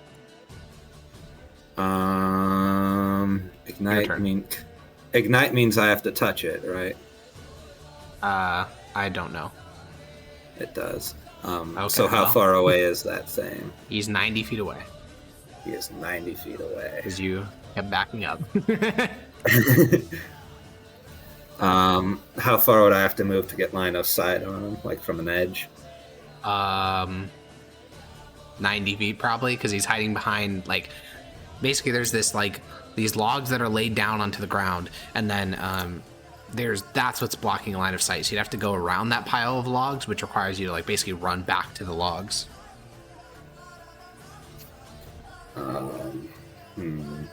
Can you draw this out for me like a rough sketch?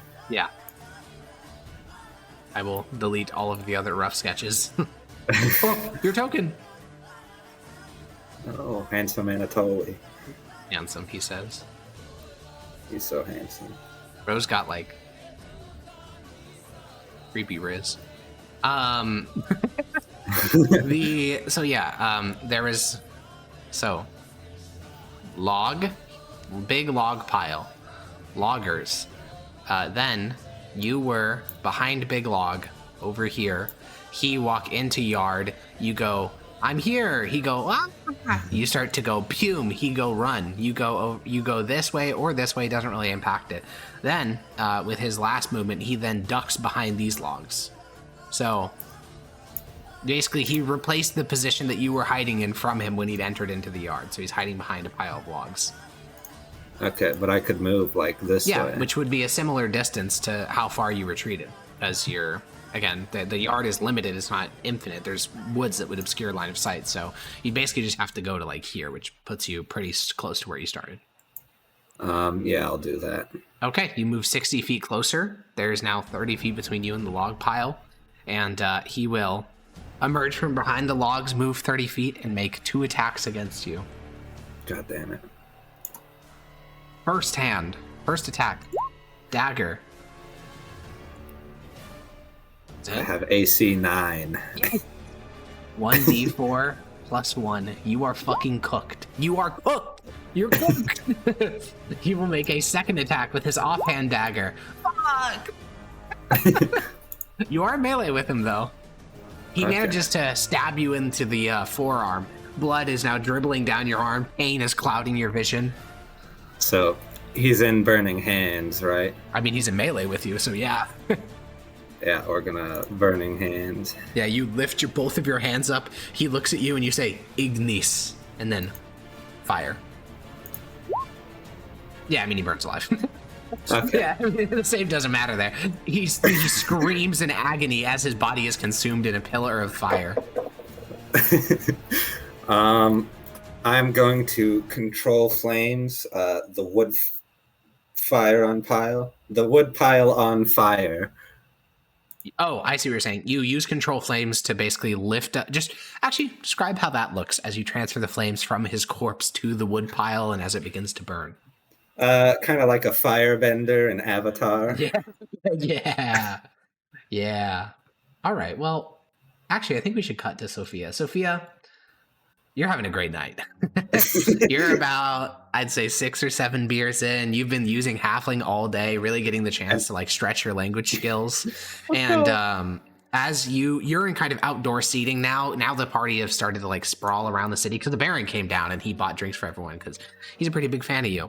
And then you kind of start to smell smoke, and everyone else does too. And then a scream kind of like carries down the valley, and everyone kind of looks up onto a nearby hill, and the lumberyard is utterly ablaze. The entire hillside is now covered with fire, the light kind of expanding onto the city. People look surprised, drunk, a bit awestruck, to be honest, because the lumberyard, which is lumber for hopefully the next year, is now all burning. Despite it being a damp spring night, there was no lightning strike, and slowly, one person in the crowd says, "It's the fucking Bigfoots!" And panic breaks out across the entire town. People scream, running for their homes. The Baron starts to run towards his house and like flings the halfling guy he was talking to away from him and starts to run towards his house. What are you doing as chaos breaks out across this small little village?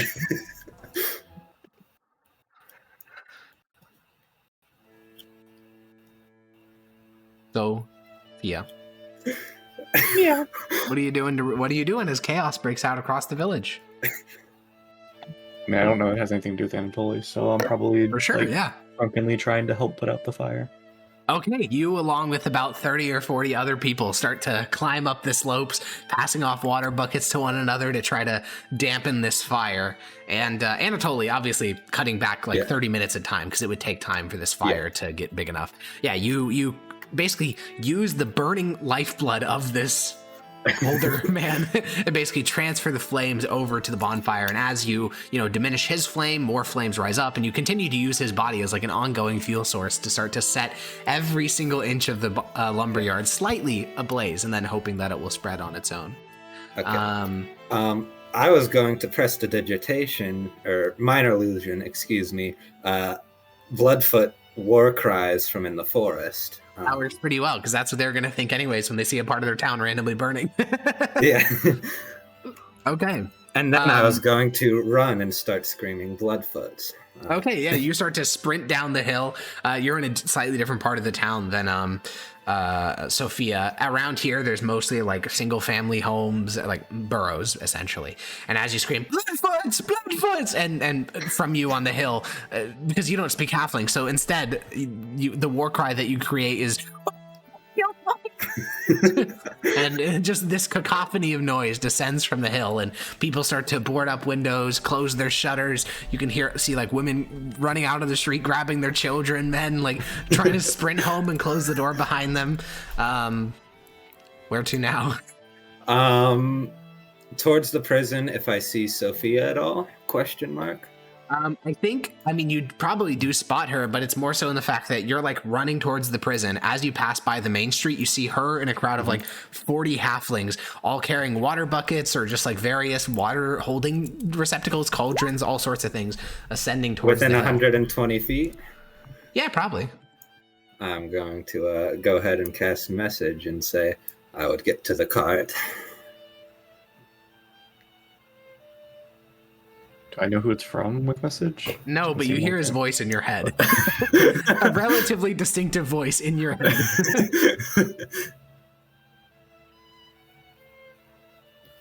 I probably like look around, and if I don't immediately see him like he's actually talking to me, then I don't pay much attention to it. Yeah, you're like, that was a really weird sound of wind. Do I see her not paying attention? Of course you see her not paying attention.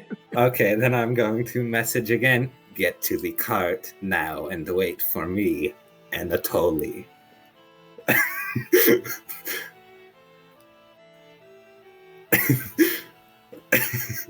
How does Sophia react to that?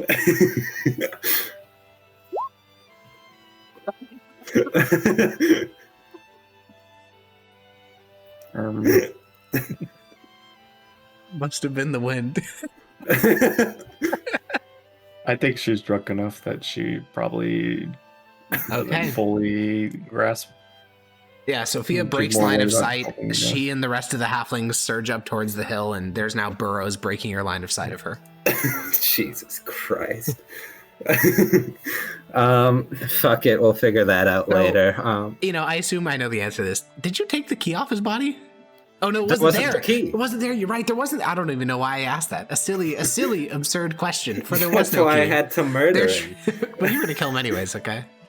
I might have found a suggestion. I think you explicitly said you were going to murder him anyway. But yes, no key. What are you doing? We're heading towards the prison. A front side or back side or side or?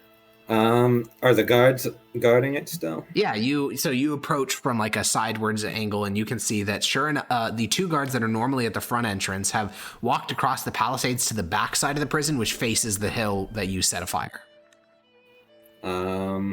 So the front gate is not directly guarded, like no one's looking at it. Because again, remember the what? The gate, do they see it?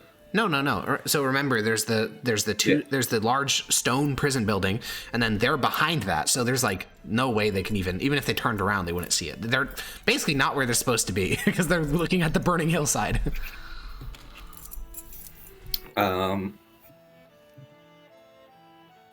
So if I were to theoretically burn the door down, that would take a while, and it would be very loud, and it would produce a lot of smoke.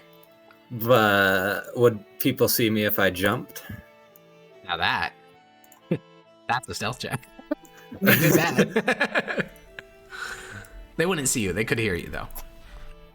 I mean the cast jump then. Okay, you stretch your legs. The crippled scholar starts to stretch out. You get ready to show off your 130-inch vert, and You cast a spell on yourself. You feel energized like you'll never feel outside of this spell. And what's your strength? 6. Okay. So make a stealth check. Okay. You've used this spell before, of course, so you know what to expect. But you back up as you're facing the gate. It's 6 feet tall. You start to sprint forward. You leap, and your body soars like a bird. You sail 18 feet. You make an 18-foot jump. Not only do you clear the gate, you like hurtle halfway into the courtyard between you and the prison, and then you roll to catch yourself. Kobe. You would tear up a court right now, and you land in the courtyard with only a slight kick of dust to denote your presence. Huge. We're gonna go see if the door is unlocked at all. Yeah, you walk to the prison door. You give it it's a turn knob. So do you turn it?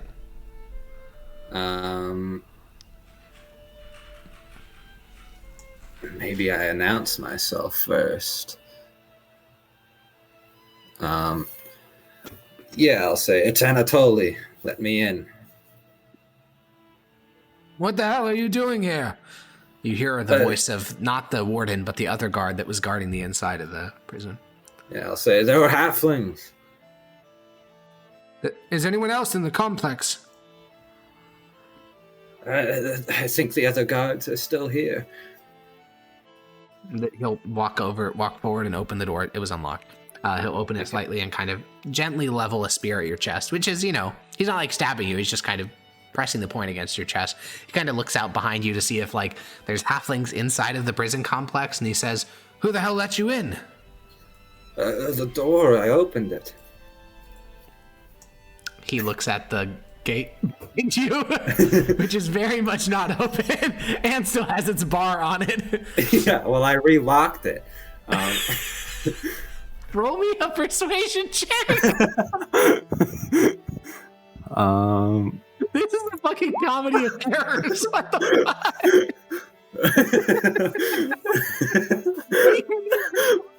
Okay. He looks at you and, he's 19. Most of the people here are random young men that were basically levied for service by the Duke of Luvenza. And he's not thinking straight. He just heard blood for things now. He heard fire. He probably went out to look earlier. And he's jittery with anxiety. And he's seen you before. If you hadn't been here earlier this day, I would have not even given you the chance for this check. But in his adrenaline-addled mind, you are friend and halfling are foe. So he'll pull you into the prison and he'll shut the door and say, "The warden, did you see the warden? He left 20 minutes ago." I saw him at the edge of town. We were... the halflings, they came and they're burning the lumberyard. Damn it. You stay here. I'm going to go check in on the other guards. You said they're still in the complex, or are they around back? I didn't see them up front. I think they're over around the complex. All right. Stay safe. Does he have keys on him? No. Okay. He opens the door and leaves. I'm going into the office. On the desk, on a little hook to keep them there so he doesn't forget where they were, are a pair of keys with 8 keys. Okay, we are going to take them and we are going to go let Elapid out. You walk past the 2 halflings who are clutching the cells. They're the bars of their cells, and one of them kind of whimpers, and the other one says, "Free me, please! They're going to take my feet!" I'm going to ask them as I figure out which key lets Elapid out. Can you fight? I'm sure. I'll ask Elapid. Can they be trusted? Do we need them? It couldn't hurt to have a few halflings running around with weapons. They believe there's a Bloodfoot attack. They are not Bloodfoots. I will suffice.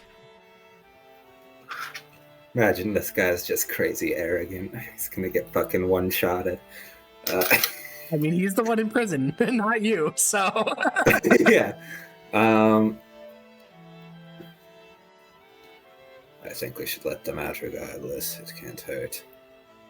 He shrugs. I'll let him out. And Yeah, then I'll he see about stretches his letting them limbs a in. bit and then starts to walk towards the office at the base of the prison. I'm going to say we have a merchant friend helping us to leave. We should try and keep a low profile if possible.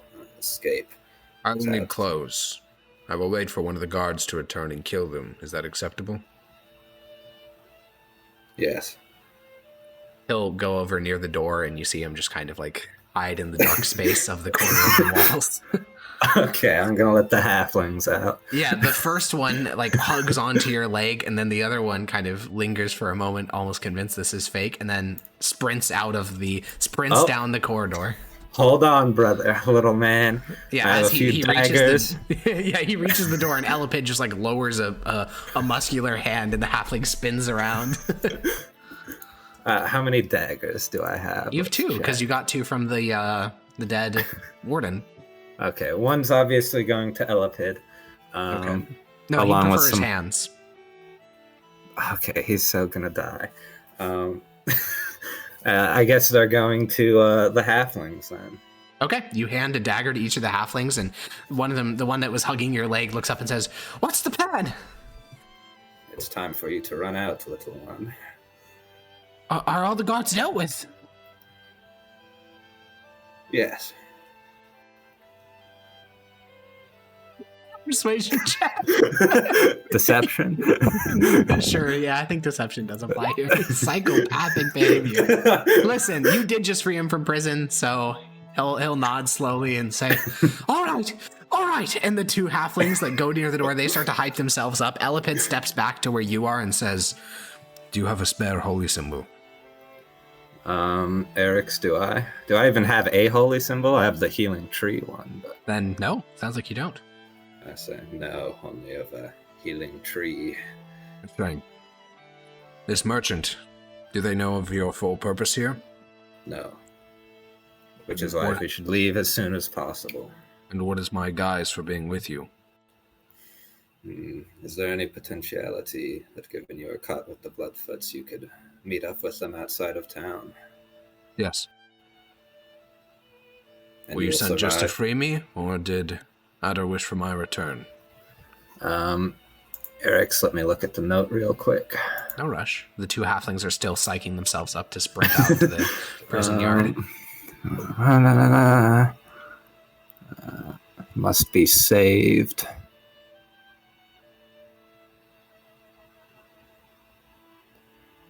Save Elapid from captivity without blowing either cover. Return to Ravenna alive. God damn it. That's so vague. No, you mean the Order of Secrets is all about vague instructions and deniability? What? No.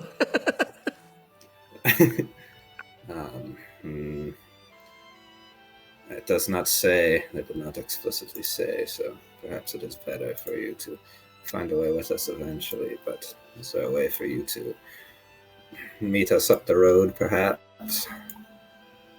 All right. After these 2 halflings run out, I'll go into the western foothills, find my cell. Where are you staying? Do you intend to remain here in Glenfair? Hold on, let me check my I'm gonna cantrip him, in case you didn't know, message him, in case you didn't know, the door is not, in fact, open as of right now. He nods and doesn't say anything. Oh, and there are still guards here. He nods. What did he ask? Are you staying in Glenfair? We are going to leave as soon as possible, I think. If I can get to my damned merchant partner. I'll try to find you tomorrow evening then. Try to remain in Glenfair, or leave Glenfair around then. I had to manipulate the guard to get in here. Ah, They might know that I broke you out. let's kill them then. Yes, that seems The halflings finally work up their courage, glance back at the two of you. Elapid gives them a nod. They look at you. I'll nod. One of them opens up the door. The two of them sprint out into the yard. They see the closed door. They start to like climb onto the palisades. And as you and Elapid emerge, basically the guard who went around back to go check on the other two is now coming back. He sees the two running away halflings. He basically sprints right past you with his spear and like leaps forward, plunging a spear down into the back of one of the halflings. I almost called it the halfling in it. He screams out in pain as he gets speared in the back. The other one moves forward, but then Elapid walks forward, grabs the guard's head, and snaps his neck. The whole combat lasts less than 6 seconds. To be clear, it's an unarmed strike. His unarmed strikes kill the guard. Okay. And Elapid will. There was no chance of that guard ever surviving. So yeah, the guard kind of falls to the ground. Elapid glances back. The other two guards seem to still be watching the fire on the hillside, and Elapid will begin just slowly taking the guard's helmet off, putting it on his head, taking off the guard's tunic, putting it around his body. The other halfling doesn't even wait to like listen to any of this shit. He just runs to the palisade, pulls himself up, and then jumps over. Kind of worried about that one if he gets caught again. Elapid will finish pulling off the man's trousers and start to pull them on himself, and he says, "Do we need to kill the other two as well?" They don't know anything unless they see us just now, unless he spoke to them. Perhaps You go along. I'll deal with it. I can stay and help in case. It'll be fine. It was knights that caught me, not rabble like this. I'm going to hand him some rations and say, where's a good place to meet? Oh yes, we're staying in town, that's right. Ideally, until tomorrow evening. I'll catch you when you leave town then. He picks up the spear from the guard. All right. I'm going to say, if you see that other little halfling we broke out, we should probably kill him. He nods, and he salutes with the spear. May the lady All guide right. your path. You as well, brother. And he begins to make his way for the backside of the prison. You can't jump back Kobe style unless you want to waste another spell slot, so I assume you just kind of awkwardly walk up to the door, undo the bar, like just slowly normally leave. Just lifting the bar, opening up the doors, closing them behind you. Do a whistle while I'm at it, yeah. Yeah, you Casual start to walk whistle. away from the prison. You hear on the other side of the prison, you can hear what sounds like an initial scream, and then like a and then it goes quiet again. It lasts about 4 seconds, 5 seconds, 6 seconds, maybe, something like that. Rest in peace, Duncan. He was a real one. Yeah, it wasn't these random fucking conscripted soldiers that captured it. And you make your way back to the bar and where the cart is located. Cutting to Sophia, helping with this long line of like water buckets trying to like put out the fire on the hillside. Do you just like lay down in the cart and wait for her? What's your plan? You can see like from this, because the inn is at the center of the town, you can see on the hillside at this point almost 100 halflings are like across the hillside alongside Sophia trying to like douse this fire. Fuck, if we're staying till tomorrow night, I might as well let her. In fact, I'll go help her now. I'm injured. I gotta play it up. Okay. Yeah, your forearm did get stabbed by a knife. By a halfling, yeah. Oh yeah, by a halfling for sure. Oh god, I'm not gonna bullshit this one. Liar learns that he needs to lie. Feels bad. Don't have any long sleeve outfits. You do, but it's a stab in your forearm. That shit's bleeding. I'm gonna go keep it from bleeding then. You're just climbing into the back of the cart, and because that's the only place you have. You don't have a room, you don't have anything. You climb into the back of the cart, you start to staunch the bleeding by holding it and putting some spare linens over it. Mind over matter, baby. I'm gonna say What some a- prayers. Wait, holy shit, I have Ignite. Can I cauterize the wound? I think Ignite explicitly says object, but if it doesn't, then yes. Start fires with a touch. Ignite a flammable object you touch with your hand. Yeah, Can unfortunately. I light a torch? Hold my knife over it. Yes. Cauterize the Yes, wound? in the back of the merchant cart, you heat a knife and cauterize your wound. Oh god, what a fucking horribly unsanitary setup. Yeah, you can do that. Sophia, we're just gonna tackle this from your perspective. Jesus Christ. You stay up very late, Sophia, trying to put out this fire, which you succeed in. It's a damp evening. Luckily, despite lots of fears about the Bloodfoot attack, it doesn't seem to have materialized. No one reports being attacked. Like, you never see a Bloodfoot. No one is injured. However, at about 10 p.m., after the last little smolders of fire are out, and you and the rest of the people who put it out are just kind of sitting at the lumberyard, exhausted, being offered food and water, rumors start to spread that every human guard in the town is dead. And a couple people look at you, and then one halfling you've been putting out fires all night with, his name is Turnip, he'll walk over and kind of pat you on the arm and say, I think the Bloodfoots may have gone after your people. You think it because I was trying to free some sort of specific prisoners? No, I think it's, well, they hate humans. I'm glad you tall folk was with us. If you were out in the village proper, you could be strung up by now. I'm just glad the fire didn't spread more. Oh, I don't even know how they said it. We couldn't find any fire starter.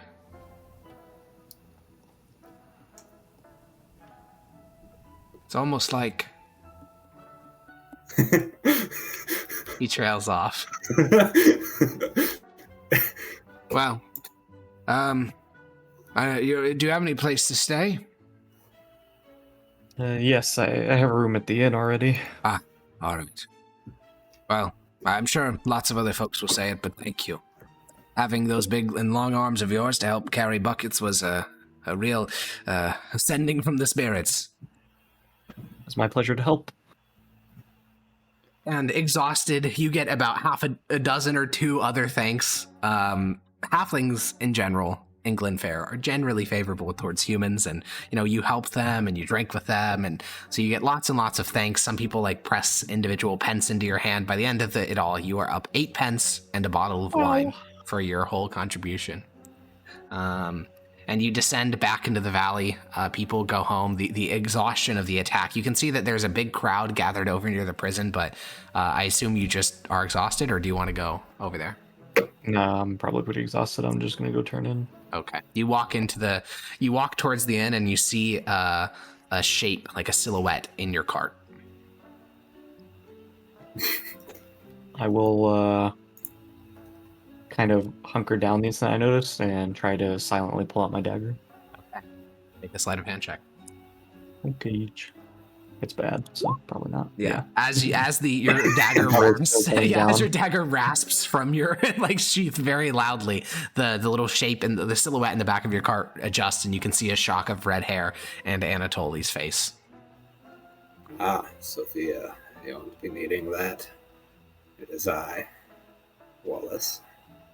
What the hell are you doing in the back of my cart right now? Yeah, I am resting.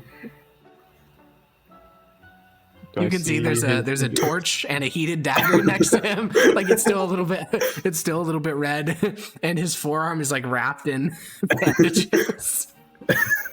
I think she knows better than to ask questions. Yes, it was a halfling attack, in case you didn't hear. Uh-huh. One of them stabbed me. Well, I'm gonna go turn in. It's been a long night for me. Okay.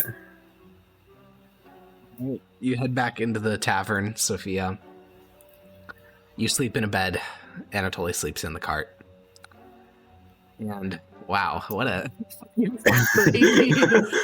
fucking crazy incident. The next morning, Sophia, you wake up and You get out and eat your complimentary breakfast. You glance out the window of the tavern and see Anatoly still in the back of the cart. He's eating all your travel rations. The rumors, as you sit here in the bar, are that all the prisoners are gone, all the humans are dead, and 2 of them were horrifically mutilated. And rumors just like a prison break for someone specific. yeah, the general belief in the town is that the Bloodfoots broke someone out of prison, or broke everyone out of prison because they were holding some halflings there. Oh, okay. Yeah. Yeah, and after eating breakfast, you can head out to the cart, and Anatoly is there. He's looking a little bit pale, a little bit in pain. Don't care. Didn't ask. Base? I'm going to ask her, what is the word about town? About what? The halfling attack. I don't know. Some seems like they broke into the prison and killed a bunch of guards. Well, we should leave later today. This evening. That was already the plan, yes. Yes. Eric's, what did Homeboy say about how he'd meet up with us? He said leave in the early evening and go south. Okay, south, towards Hampshire. Towards Hampshire. All right. Yeah. Nice. We should head towards Hampshire. I have another piece of business to attend to there.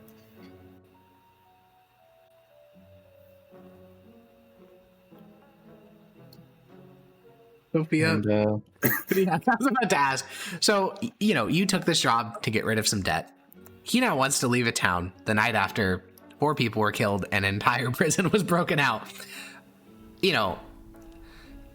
I think it's reasonable for Sophia to have some degree of plausible deniability and just be like, no, this isn't my problem. But at the same time, if the person who did that, whether it's you or Anatoly, is caught, that is a death penalty offense to have killed 4 people and then broken out an entire prison.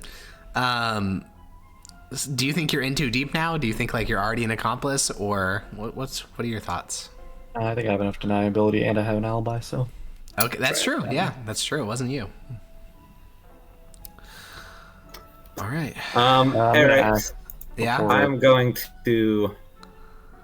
Oh, that's a 2nd level spell. Brother was about to cast suggestion. I was going... That or detect thoughts. I do have one. Let me do a classic insight check first. What are you looking for? Is she gonna turn me in? Oh. All right.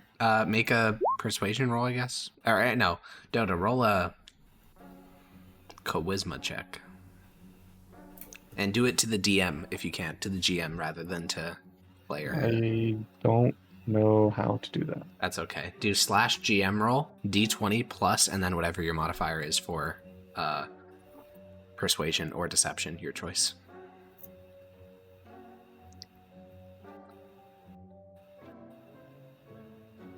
Oh. Did it not go through? Oh, it did. Wow. Yeah. Dota, what do you think he gets from his insight roll based on him having an 11? Nothing. She is the merchant poker face. You get nothing. You can't tell if she even knows what happened or if she's just like, yeah, sure, whatever. I don't really care. Like, you can't tell if it's between she knows and doesn't care or she just doesn't know. Maybe we do cast a spell. No way. There are no guards in town as of right now.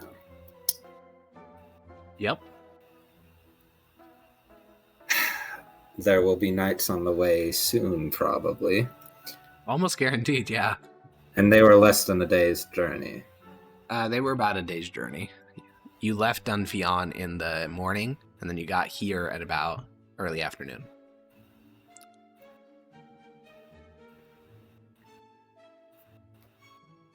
If you have nothing specific, she was going to ask further about what we're doing. Nope. She'll say, then I thought we were heading out. What do you have business there for? I believe it is safer to take that route, to go back up towards Cadmod Henior. On what grounds? But there were halflings who came into the north side of the village. I think I'm going to do an insight check on that. Valid. Okay. Make a GM roll D20 plus deception modifier, Jackson. Roll the Gee. 3. 2 3. I don't think I'm getting information, so. I guess we'll see.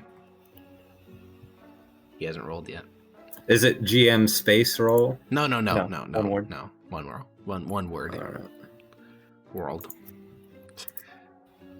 Okay. On the basis that Sophia got a 10. Now keep in mind, I'll just tell you how I do these. If someone gets close to the number, they can get as much or as little as you want. If they get superior to, they should generally get your idea of what you're thinking. If they get less than, obviously I'd say it's entirely up to you. How do you want to present yourself? So she got a 10. What did she get from you about the why you're taking the alternative route? So, you don't see any reason to believe I'm lying, but I am weird, so it's up to you if you want to trust me. In base, he is weird. He's a weird little guy. Yeah, I guess it's already had my suspicions anyway, and the fact that you were the only person attacked besides the guards, and it's like, why were you at the prison then if you were attacked at the prison? Otherwise, why was no one else attacked? Yeah, she probably has her mind kind of made up on that fact.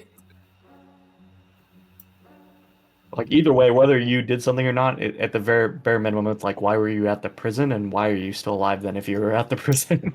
Well, when did I say I was at the prison? He's assuming. This is her thoughts. Yeah. So yeah, if she's assuming all of that, does she want to go through Cadmor Heniot, as he said? I think she'll push back and say, I think we'll have same passage from before. It'll be safer going that way.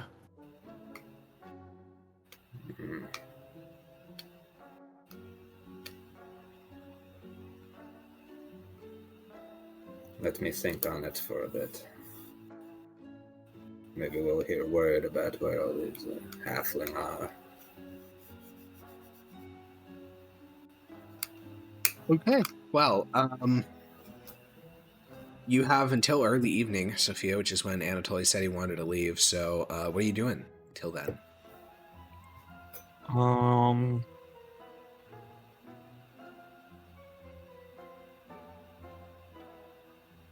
I just don't really care enough to look into it. I don't think so.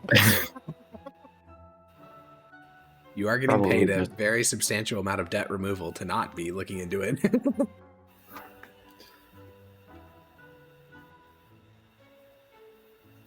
I probably will just go and not so much against him, but more so just ask around on like how safe it seems our route was going to be on the way back that we took on the way in. Well, you know, if you'd asked that last night, you probably would have gotten a very different answer, but now they're fucking terrified. They think the Bloodfoots are actually 100% in the hills. Before, it was just like paranoia. Now they're like 100% sure. Not to mention, west of Dunfion, there was an attack a couple of days ago. They're convinced that Cucumber himself, who is a leader of the Bloodfoots, is somewhere in this region, like near Glenfair, and like haunting this village. So they're terrified, and they don't want to be here, and they think Dunfion is dangerous too. Sigh. Okay, she'll follow Anatoly's route then. Alrighty. Even after asking some of your friends from last night, you do have some time to burn. What do you want to do to pass the time? I think she pretty much accomplished everything she wanted to, so she'll probably mostly just hang around the tavern, maybe try to see if there's any specific rumors or solid info, but otherwise just kind of hang out. You know, chat with some locals, gather some info, play some local halfling board games. Almost all of them have to do with strategy and war, since that's a pretty big part of what halflings do. And after about 2 hours of laying in the cart, Anatoly, you finally sit upright, and your arm is in so much pain. The stabbing was kind of bad, but then the cauterization was not great, and now it's just, I mean, you can move it, but it really fucking hurts. But think of the spiritual healing that comes with the cauterizing. So true. And It calms me. how do you burn time until early evening? Desperately try and think of a way to explain this guy we're going to pick up on the cart.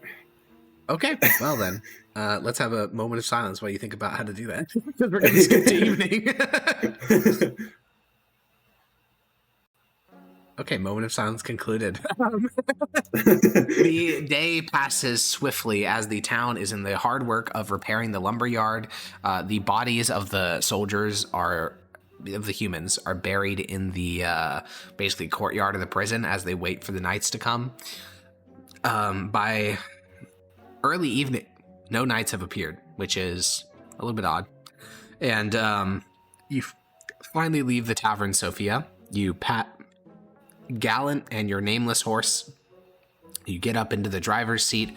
Anatoly gets up into the passenger seats without complaint, and slowly your cart starts to rattle. Because of the time of day you're leaving, you won't arrive in Hampshire until the dead of night, so you will be moving across countryside during nighttime. Are you going to hang like a lantern on your cart, or are you just going to hope that your horses can see well? No, I'll hang a lantern.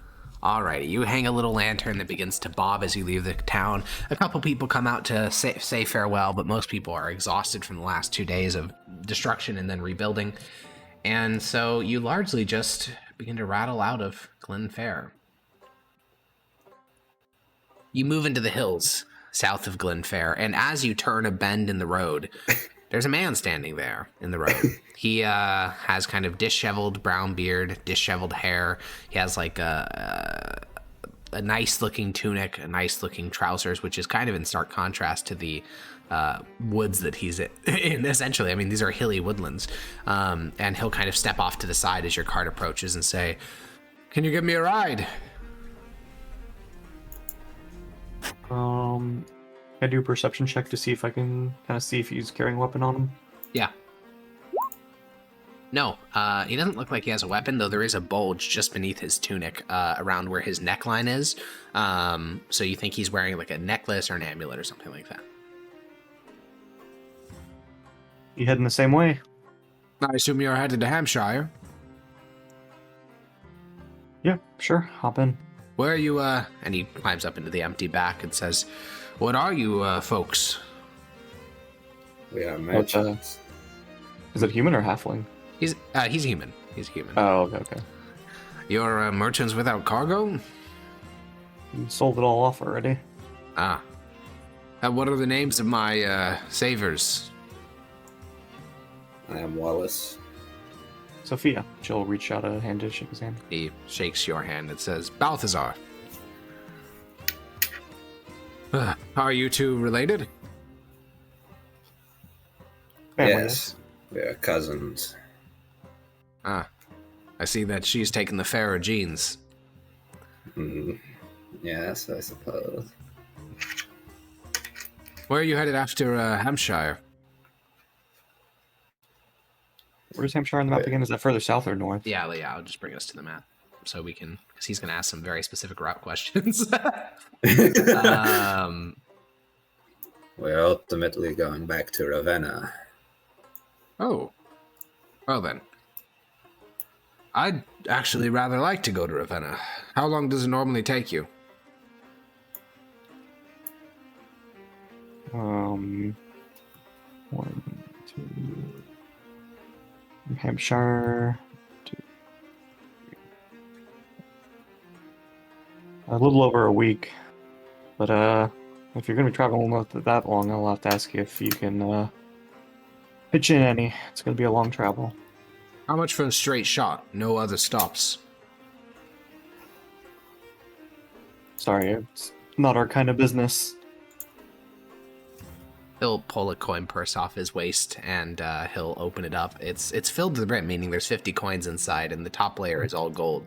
He says, "Are you certain?"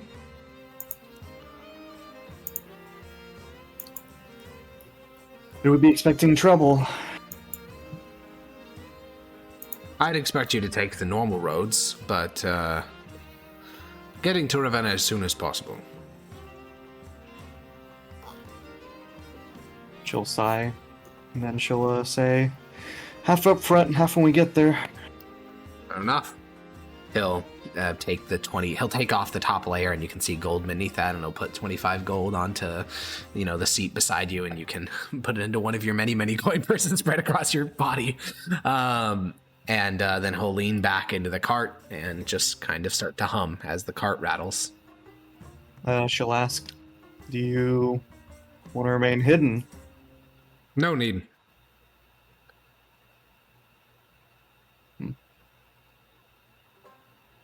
She'll just won't ask any further questions, I guess, and just ride for now. Okay. By the way, Anatoly, that is Elapid, just to be clear. Yeah. I assumed you knew. Just clarify. It wasn't some random fucking... Yeah. It would be funny, though, if it was some random human that hopped in your car. Can I run an insight check on Sophia? I feel like she's gone along with this too easy. You can. I don't mean to speak for you, Dota. It sounds like She's she's just probably kind of given up. Well, there's two things. She's probably picked up that Anatoly is not as skeptical at this guy because he hasn't said anything. On top of, it is a shit ton of money that she needs. Also, I remember the last person that tried to get in your cart, the little kid, you threatened to murder him if he didn't get the fuck out of your cart. So it's definitely a different reaction. He snuck in. That's true. That's true. And he wasn't going to pay, so. That's true. Exactly. Well, you guys rattle along into Hampshire. You stay at an inn, which Balthazar pays for. And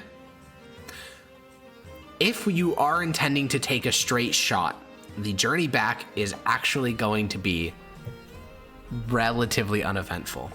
The Bloodfoots, miraculously, are actually less active after that raid on the prison. That is crazy that they're not attacking caravans on the Cadmore Heniod route, despite that being the one they attacked so much. It's really weird how they're not doing that. But, is there any detours you would like to make during this long journey? Or, because if not, I'm just going to kind of describe as we travel rather than ask you which specific cities you want to go to. Let me check the thing real quick. Yeah, if you have any, because he wants you to make a straight shot, but like that doesn't exist. There's always going to be different routes to take, and there needs to be some level of thing. We have to stop. Yeah, you have to stop in towns and stuff. So if there's any specific places you want to stop at, let me know. Give me a second. Yeah, no rush. And Anatoly is not really going to argue if you want to make detours.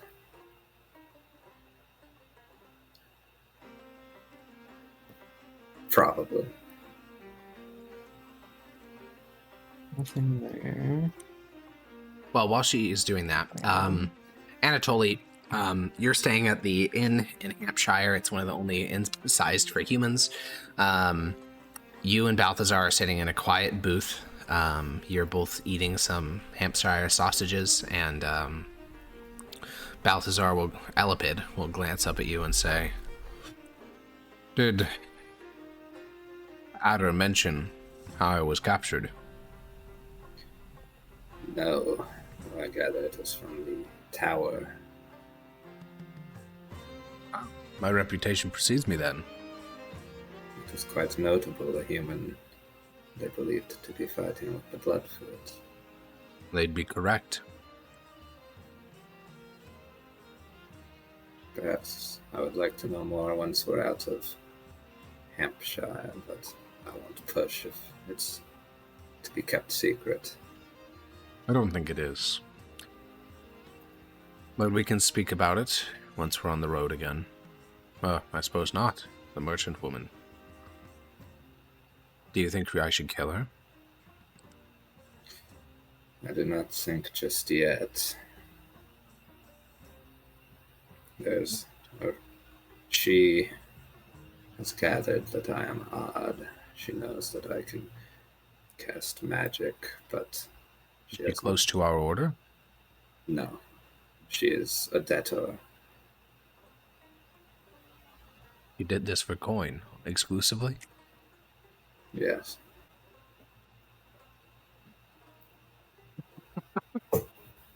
That is quite funny. Sometimes it's easy to forget the materialism of the average person. Yes, it has been quite the shock for me. Ah. Yes, I hadn't met you before. You must have been more focused on the theology components of the faith. I've traveled some, but for the most part I've been more of a scholastic, yes. Have you taken any oaths of asceticism? Eric's, have I? I don't think you have, as far as I know. I don't know, it's probably on your character sheet. I don't really know. I don't even know what an oath of asceticism is. Well, so. then, it's like you have not done that. I mean, it would have been part of your lore after we made That them, is true. probably. Yeah, I mean, basically, it's just oaths of discomfort that you take on to show your level of devotion. I think I've done like some like burning rituals and fasting Oh, and okay. stuff, but nothing permanent. Yeah. Okay. He will mention, I see. And, have you found this journey instructive in how far the average person is from achieving Numos? Yes. I had poked and prodded with our merchant friend, and it was as if she was a dog looking at a sea vessel. Yes, they're, empty husks, driven by a desire to eat and procreate. The Bloodfoots are different, though. It's a shame that our cause will take us west, back home. They don't search for Numos, but they are imbued with a vigor and passion that outstrips any merchant. Interesting. I would have liked to have met one, but I didn't know how to approach them. Their leader was a arcanist who came to faith much later in his life, so he has a certain flair for the esoteric, as I'm sure you can understand. That's quite appealing to me. Yeah. Well, if we stop at an inn outside of Hampshire, I'd quite like to know more of the details, but I think it's safer not to do it until we're outside of the borders. He nods. And, Yoda, have you picked out the destinations you want to swing by? If there's any. Yeah, I think for now it's nothing till Luvenza. Okay, great. Nothing till Luvenza. All right, well... Thinking out how to snitch us out. Dude, I mean, unless he's going to make 1.7 million reporting you to the guards, sheesh, that ain't worth it. All right, it would take... Let me go measure something real quick. I mean, she knew she was getting into sketchy shit when she got signed up for it from the details. Yeah, and people stuff. don't give you 1.7 million for nothing. You know, maybe that's the real moral lesson of this She's just trying campaign. to keep her plausible deniability. True. The moral lesson has nothing to do with like fight for what you believe in or racism bad. The moral lesson is if someone gives you $1 million, they expect you to do some crazy shit. Okay. Yeah. It's going to take a total of 4 days to get to Luvenza.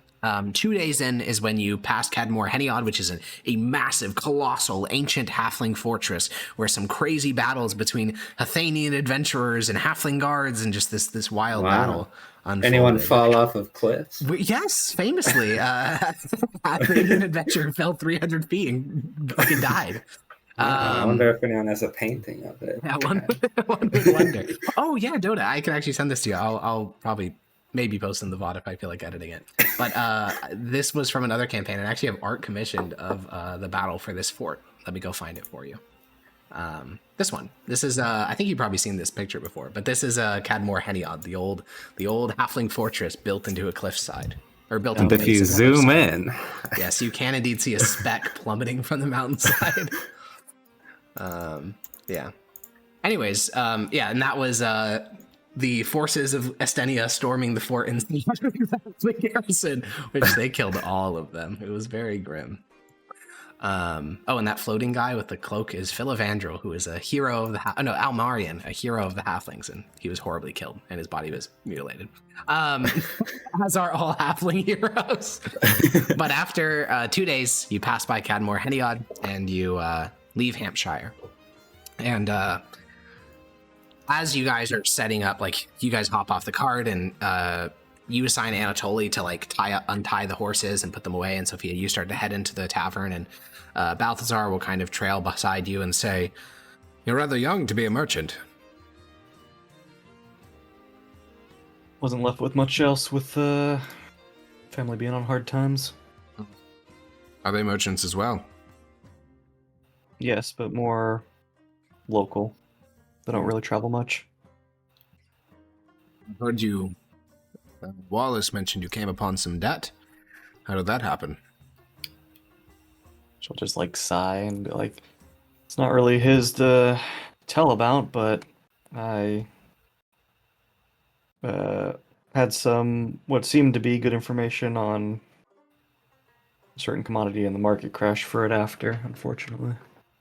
You go inside and pay for the thing, and after you guys sit down at a table, he'll kind of resume the conversation and say, "I see. What is the point of this acquisition?" She'll like raise an eyebrow. Acquisition? Yes, you are doing this for coin. Wallace mentioned that he gets paid for his working for you, but he just sort of does it because you're family.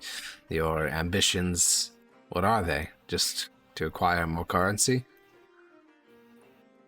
Trying to get out of debt so I can go back to being a normal merchant, not having to worry about all this extra money making. And what about when your debt is gone and your pockets are weighed down by 500 gold? Then what? Probably open up a shop in either Luvenza or Ravenna. After your shop is successful, you have a half dozen employees, then what? I don't know. I guess I would retire then. What else is there? Retire to some villa and then die gilded in wealth? Sounds nice, no? Not to me.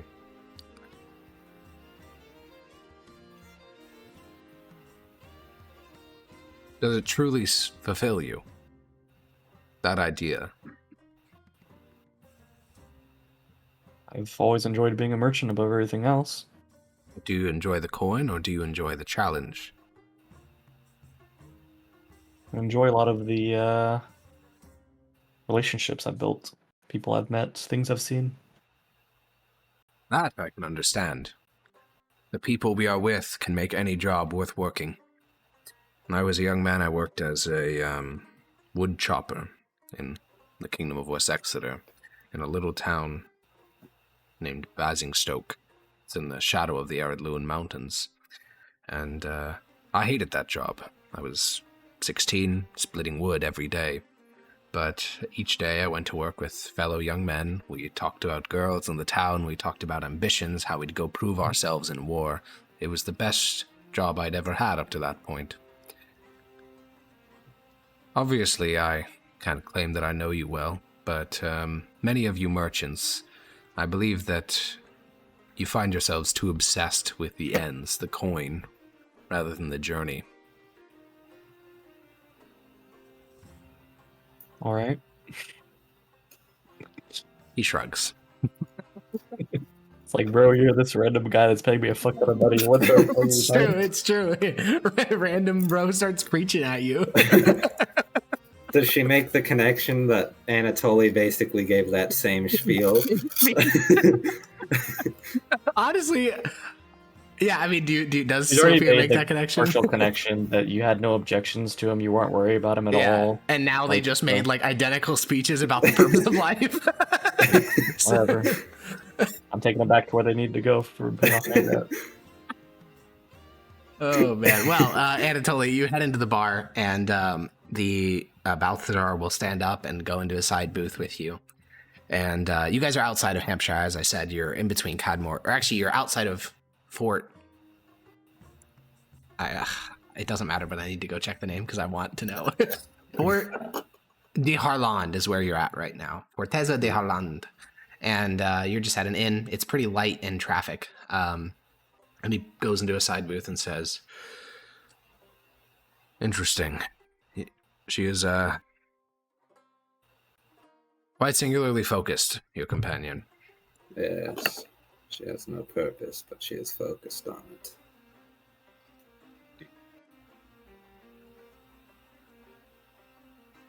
Anyways, I intend to bring our order into alignment with the Bloodfoots if I can.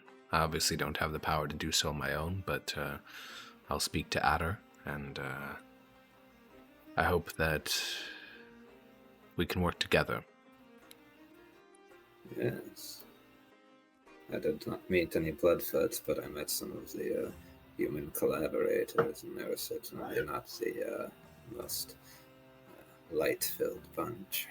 The Duke of Luvenza is a scoundrel and bastard. Not only does he employ thugs, he also employs the Order of the Lady, the Order of the Flaming Sword.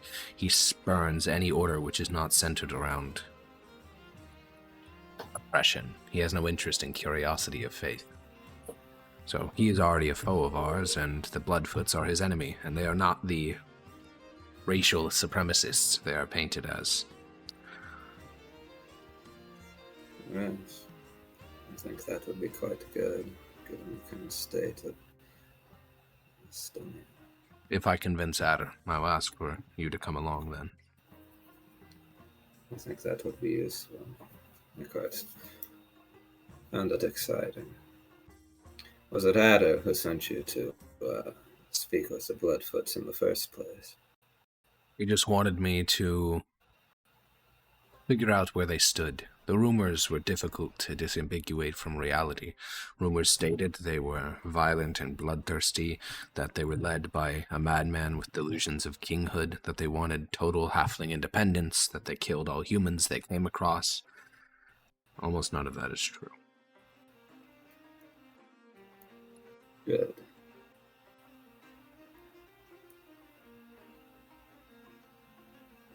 They are bloodthirsty, but when one is faced with evil, you can't simply bury your head in the sand. Many are called bloodthirsty just because they're not focused on the immediate present.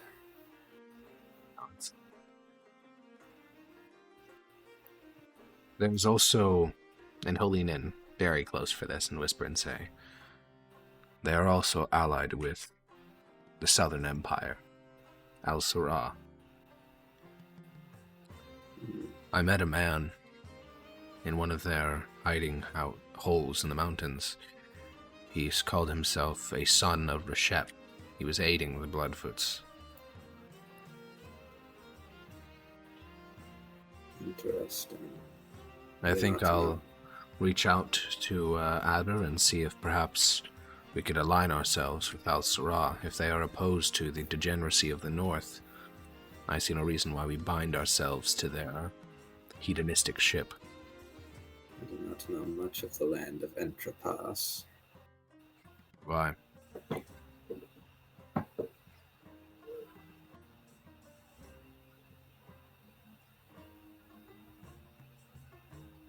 Perhaps we should look into them more, I would think. Perhaps.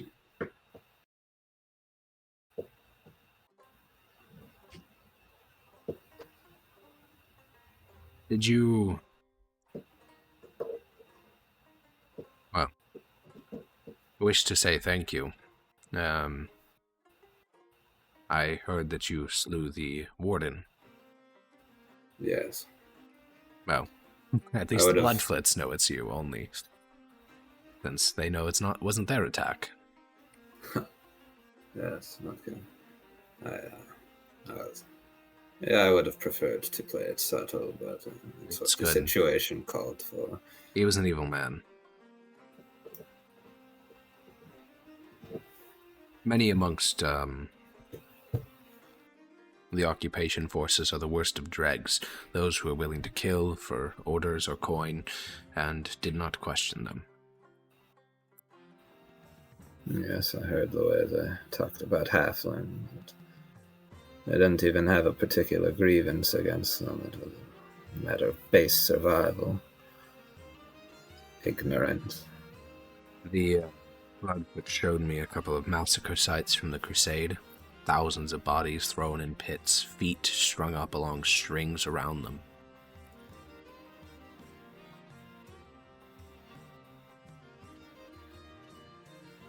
It is enough to make one disgusted at one's people.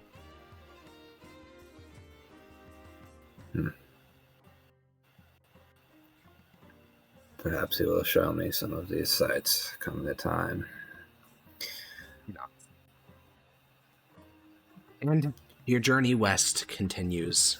In the city of Luvenza, is there something you'd like to do, Dota? No. Oh, okay. No, I'm kidding. I wanted to check at the... See if I can pick up some harnesses for animals. Mm. Yeah, we got to see. Bum bum bum bum bum. Bumbaclat. Okay. Like a yoke for... Oh, no, cart harness. Okay. A cart harness is 180 pence in the city of Luvenza. Okay. Let's go ahead. How much do they weigh each? That's a great question. 10 pounds. Each. Yeah, that is 18 pence per pound. That's not a very high value item.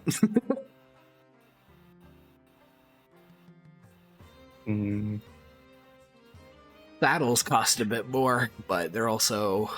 Oh, no. Yeah, you could get a 300 pent saddlebag for £4. No, you could get a 280 pent saddle blanket for £4. That's a higher density of value. Gotcha. Yeah, I'm not too confident on the metal dealings of things, so I might just stock up on this stuff. On the blankets, or?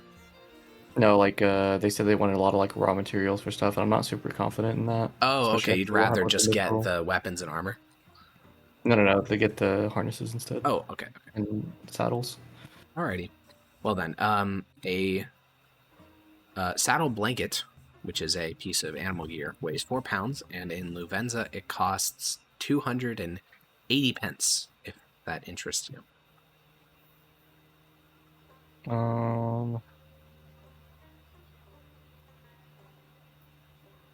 Just because I'm too lazy to do the math. What is, like, end of 15 of each of those? Like the harnesses, the blankets, and the saddles.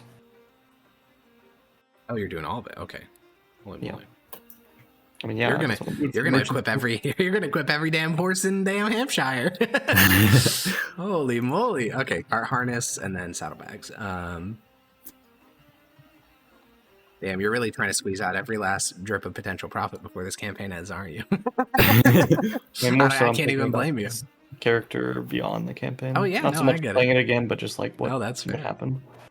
Okay, and then this would be 180, and then 10 pounds, and then bing, bing, bing, boing, boing, boing, boing. Spreadsheet master. Dude, I gotta get every drip out of it. I fucking love spreadsheets. I love spreadsheets. Scream in the chat if you love spreadsheets. Ah! I remember the joy. Okay, 11 gold and 1 electrum. You don't have an electrum. 11 gold and 100 copper.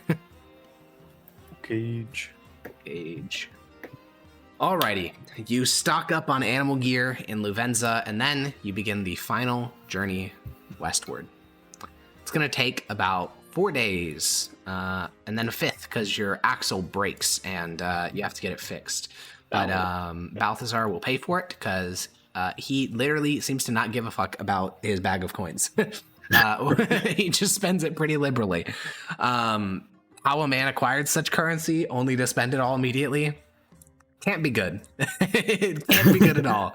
Every person you've met in your life like that, Sophia, is not a good person because they either have way too much money, in which case sus, or they got it through bad means. Also sus. Not my problem. Not my problem. And that is what you repeat to yourself for the next 4 days as the two of them go off to private corners to whisper about religion and halflings, and you occasionally hear Bloodfoot and magic. Like, what the fuck? I don't want to hear this shit. And soon enough, you get into a sort of routine where each stop, they will go off into some corner and chat the whole evening, and you won't see them until the following morning. And honestly, that works pretty well for you, because then you don't even have to think about what sort of fucking profane shit that they're scheming over in the corner. But finally, nearly a month after you first set out from Ravenna, the great gray walls of that city come into view. It's a relief when you reach the gate, Sophia. Anatoly sits in the passenger seat, Balthazar is in the back. The guard gives you a look and then gives a smile and says, "Ah, Iris, welcome back." Good to be back. A member of the city watch that, you've bought drinks for before, and he says, "Looks like, what the hell is that? Is it a set? Are those? Oh, they're harnesses for carts." I saw the little metal tassels, and I had no clue what I was even looking at. I got some orders on my journey, so this will be taken back after. All right, well, give the manifest over to the inspector, and then to go. Chill on. Yeah, you just hand off the 15 or 45 items that you're declaring, and then you're allowed into the city. This is the heart of your merchant guild, so there is basically zero friction in bringing stuff into the city and out of the city. And as your cart, rattles along the street, the Balthazar will kind of stand upright, like in the back of your cart, where there's not much room anymore because of all the stuff in there. He just stands upright, kind of stretches a bit, and says, "Well, you've gotten me to my destination." And he hops off the cart as it continues to rattle and says, he begins to walk alongside it on the driver's side and says, "I believe I owe you the rest of this." And he hands you the entire bag of coin. She's gonna decline, like, "Oh, no need for that. That's you've given me plenty already." I believe there's a merchant saying that you should never turn down good money. That is not a saying. Yeah.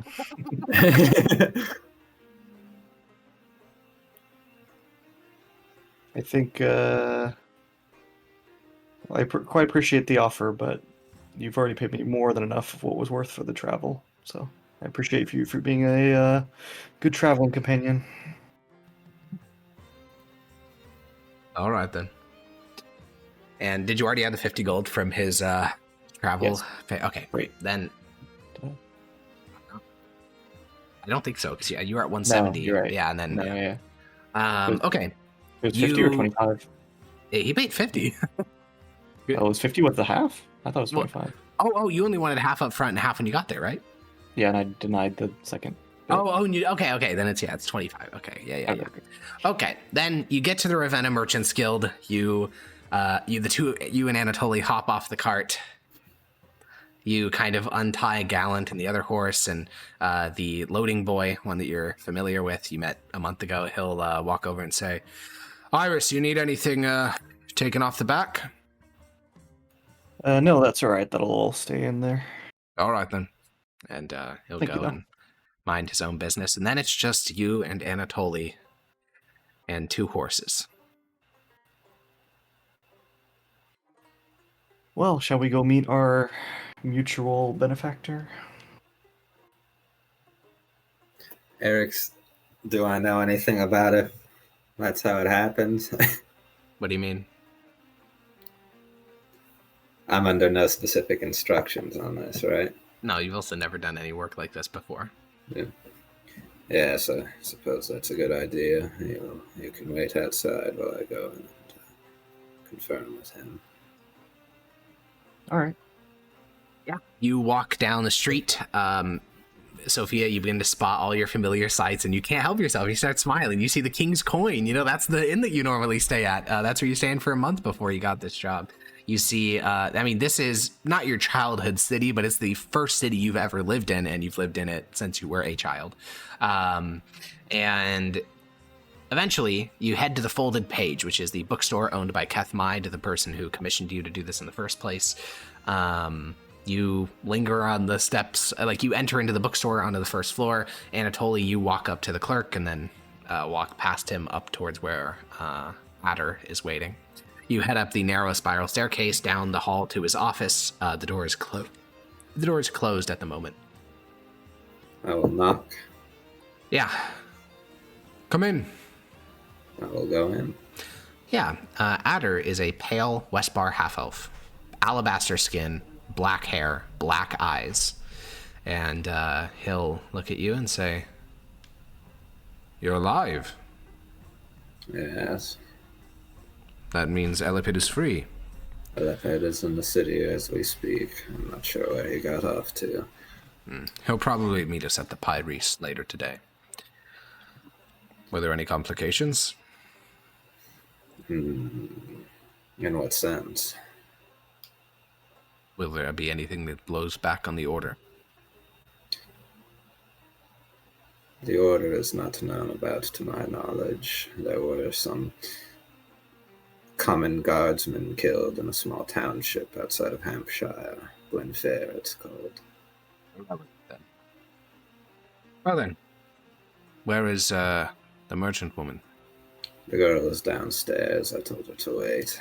Oh, well, send Miss Turner up here, and you can leave. I don't think you'll be needing the Wallace identity again.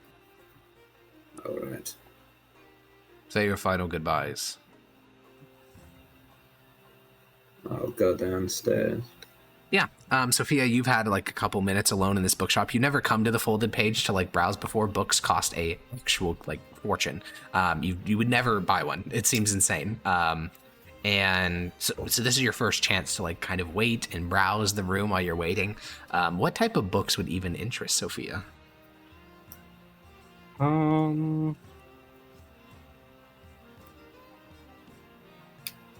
Good question. Or maybe there's none. I don't think there'd be very many books that she care about, like, actually in merchanting, so it's probably more just, like, extravagant, like, tales or, like, yeah, there is a and- book called, what's it called? It's called the, something. Oh, The Tales of the Young Dragon Slayer. It's an illuminated manuscript with like gold foil. It's this beautiful, beautiful text. The price is 250 gold pieces. But you just kind of look at the book and you're just like fawning over it. Like its beauty. The art illustrations are really nice too. And then Anatoly comes back down. His meeting took like 30 seconds. And Anatoly, you walk over as she's looking down at the manuscript. You know it is worth nothing compared to the manuscripts housed in the Pyres in the city, the meeting place of your order. But for a normal book, it's quite expensive. He said you may go up. I do not suppose I am to ever see you again. I don't suppose you will miss me. I do wish the best for you. Oh, so sudden. Was nice traveling with you. Happy I could help. Yes, it was very adventure, and your help will be appreciated. She'll kind of be weirded out by the statement, but just nod. Then he's gonna leave. Weird at the beginning and weird at the end. Gotta love it. He was consistent, if nothing else. Yeah, you ascend the narrow staircase. Self-insert. You ascend this spiral staircase, and the door to Keth Mide's office is open. You hadn't seen him in a month, Sophia, and God, he's creepy. Especially having been around halflings. It's not that you're racist, and you know that now. It's just that his face, it's so narrow, it's so angular. His eyes are like beady and black. His hair is dark black. His skin is incredibly pale. He's creepy looking. I'm racist. Oh, no. And as you walk down the hall, he'll give you a slight little wave, but he doesn't smile. And he'll say, "Miss Turner." Yes. I was told to come meet you. Yes. You succeeded. and it seems as if there were no complications. Congratulations. Thank you. It thankfully went off mostly without a hitch. Did you feel that any part of it was something you wouldn't wish to repeat? I mean, probably most of it, considering I'm assuming it would only get more dangerous. Oh, well, not necessarily. Have you ever, you've never left Estenia, correct? That's the continent, right? That's the country you're in. Oh. Yeah. No, I haven't had a reason to, nor much of a want. Have you ever wished to travel beyond? Not really. A shame. Well then, he'll reach into his desk and produce a slip. This is a notarized bank slip, which says that for the sum amount, it is all debt holders of Sophia Turner, and the guarantor is the folded page, this store. And essentially, you just need to go to the Ravenna bank that this is registered in, and all of your debtors will be able to go there and get their basically debt you owe them. So all 1,726,523 pence of your debt will be paid for by the folded page. Holy. He'll hold on to the slip for a moment. I heard from Wallace that there were some deaths during your journey. She'll raise an eyebrow. Bandits, I believe. I didn't really see anything firsthand, but I guess there was a fire that happened and some guards were killed during that fire. Well then, if you are ever to be asked about the details of this journey, Wallace is of course your close associate, or rather, cover the two of you developed, and I would ask that you pass along who is asking the questions to me. All right. I don't mind doing that, but if you're worried about anything I might know, I really don't know anything. Exactly. And if you're ever in debt again, there's always work to be done. I hope not to be, but I appreciate the offer. He'll hand the slip over to you. She'll go to shake his hand after she bows to him. Yeah, we'll shake your hand. She'll like have a deep bow with the shake, like, thank you very much. Yeah. Now, there are two last scenes I'd like to do. Anatoly. Following your return to Ravenna, you make your way beneath the earth to the Ravenna Pyre of the Order of the Burning Serpent. This small cloister is a place for people of your small faith to meet and discuss and share news and argue about the future. Elapid is here, his rank being Prophetic Cyclops. There is also Adder, the Grand Magi, the leader of this sect of the Pyre. Being amongst kindred for the first time in a month reminds you just how non-intellectual the people of Estenia are in comparison to the people here. You did not hear a single literary allusion during your entire journey to Hampshire. You heard no use of anecdote to explain a moral philosophy. It was a world distinctly lacking in knowledge. But here, in the enclosed space with incense hanging in the air and a fire burning in the center of the dark room, there are whispers of philosophies near and far. And how was Anatoly changed by this journey, or was he changed at all? I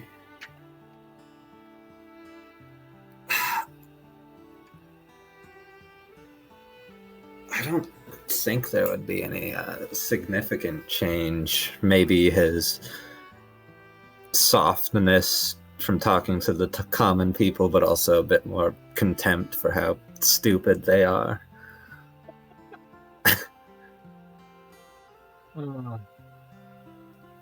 Is he more appreciative of his order? Yes. Well then, there will be, over the next couple of weeks, many discussions about what to do with the Bloodfoots. Many debates. The Order of the Burning Serpent is not the hierarchical church structure of the Order of the Lady or the Order of the Burning Flaming Sword. There is no heretics to be burnt. There is discussion to be had. And when your voice is asked if the Order of the Burning Serpent should support the Bloodfoots, what is your thoughts? I'm going to say that we should. Okay. What's the argument for? The halflings that I met aren't as they were made out to be. I can't say that I met any of the Bloodfoot, but I met the people who they're fighting against, and I can say that they're bordering on worthless. So. Okay. All right, then. Enemy of my enemy. And Sophia, over the next couple of days, all hostility to you within the merchanting scene of Ravenna utterly evaporates. There are a fair number of questions from various people in your life about why the Folded Page gave you $1.7 million. Because it's public. Like, the bank receipt that everyone gets paid off of literally says they were paid by the Folded Page, which is known to be owned by Keth Mide. What do you tell them? I delivered some valuable cargo for him. Okay, you keep it suitably ambiguous. And you also made a profit on this journey. Now, your base profit, so your realized profit is 90%, which is very good. Your unrealized profit, if you'd like to know, is, I can do the quick math. It's 15 gold plus... You would have made another 60 gold upon delivering the chain armor and the animal gear back to Hampshire. So total profit, almost 160% if you factor out all the debt, since you're not in debt anymore. So profitable, not in debt, a weight of anxiety lifted off your chest. As you're getting ready to depart again, you got things to sell. I mean, you got halflings to sell to. That's a huge market. You're sitting at your usual seat in the King's Coin. King's Crown? King's Coin? King's Crown. King's Coin. It is called the King's Coin. You're sitting at your usual place in the King's Coin. You're heading out tomorrow morning, maybe even later today. You haven't really decided yet. And one of your fellow merchants walks inside. He's the one who was con artisting people with basilisk oil and other stuff. And he'll kind of spot you and walk over with a smile and sit down and say, "Well, Sophia, I'm surprised to see you back already. I thought you'd be puttering out Hampshire for a while." Well, they were a little bit more in desperation than I expected, so all my wares sold pretty fast. Had to come back and get some more. It's a good problem to have. Very much so. And where's your cousin? I don't see him lingering about, staring at me like he's going to kill me in my sleep. I think this journey taught him that this probably isn't the right line of business for him. I could have told him that when I spoke to him. He made me uncomfortable. Yeah, I think he just needed to learn that firsthand. I heard that all your debt problems are sorted out. You must have made quite a bit in Hampshire. Yeah, it's a agreement for continued business relations, which is why I'm picking up more stuff here before heading back down. Well, you want some help with that? I barely made it out of the skin of my teeth. I managed to sell off the last of my basilisk oil in some little podunk town with 3 shacks before the knights caught up to my cart. If I'd had a single drop on me, I think they would have hung me. I was planning on meeting back up with you, but I wasn't planning on seeing you again so soon. Well, I had to run. I actually abandoned my cart. I'm just here on my horse. You got coin to get another cart? Oh, that's the one thing I have plenty of. Well, if you can get the biggest cart you have, we can start picking up some more materials and you can join me on my journey back down. This offer from the halfling extends? Yes, they encouraged it. All right. Be honest with me. You've been there. You've met the folks. Give me a percentage chance we get lynched by Bloodfoots.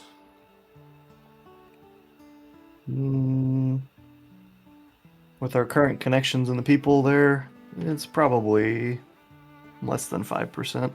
Less than 5. What was your return on this most recent expedition?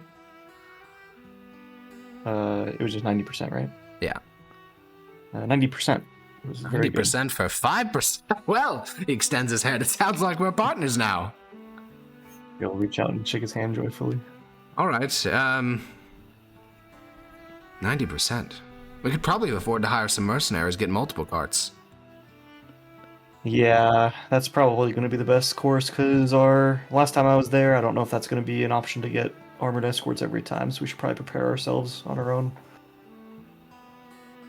Have you thought about switching to the Luvenza Merchant Guild? I found a lot more opportunities out there than I have over here. Still something on my mind. I'll probably talk back with the Ravenna Merchants Guild and decide fully, but currently I don't have as much of a reason to switch yet. All right, well, I won't push you. I mean, I haven't made up my mind either, but, well, my thought is, what have they done for me lately, right? All right, well, we can talk about it more later. I have an appointment with a bit of nose candy. Just to make sure, you have no problems with halflings, right? What? No, they're beautiful. Yeah, no, I don't have any problems. Okay, just wanted to make sure. The men are squeaky and annoying, but, you know, that's all men. Fair. And con artist will stand up from the table and go to a different part of the King's Coin to a back room. And it's been about a month since you've wrote your parents, Sophia, a couple months actually, because after the Mithril incident, you kind of didn't want to tell them that you were more in debt than the coin they'd earned in their entire lives. Did they learn about the debt? Do I know if they knew about Probably the debt? not. I mean, they live in a rural town east of Ravenna. Merchants don't typically go there. You even avoided it just because there's nothing there, like from an economic standpoint. It's just a cheap little town to live in that they've essentially retired in for farming purposes. Your brother's there. Your parents are there. So you don't think they know about your debt. So do you want to write a letter home and tell them how you're doing? Sure, but no mention of the debt or anything. I assume not, so I was gonna ask for the final thing of the campaign. What does the letter say? Probably just checking in with how they're doing, and then also saying that I've found a good trade route that I'll be on for quite a bit, so I won't be able to ride as often, but if they ever do right to just leave it titled to me in Lavenza, and I'll get back to it when I can. Or, sorry, Ravenna. Alrighty. Well, Anatoly will continue doing his path. You'll continue doing yours. Your paths will diverge. And that is where we'll end this off. Bye-bye. Goodbye, everyone. Say if you support the blood feed in the comments. Oh,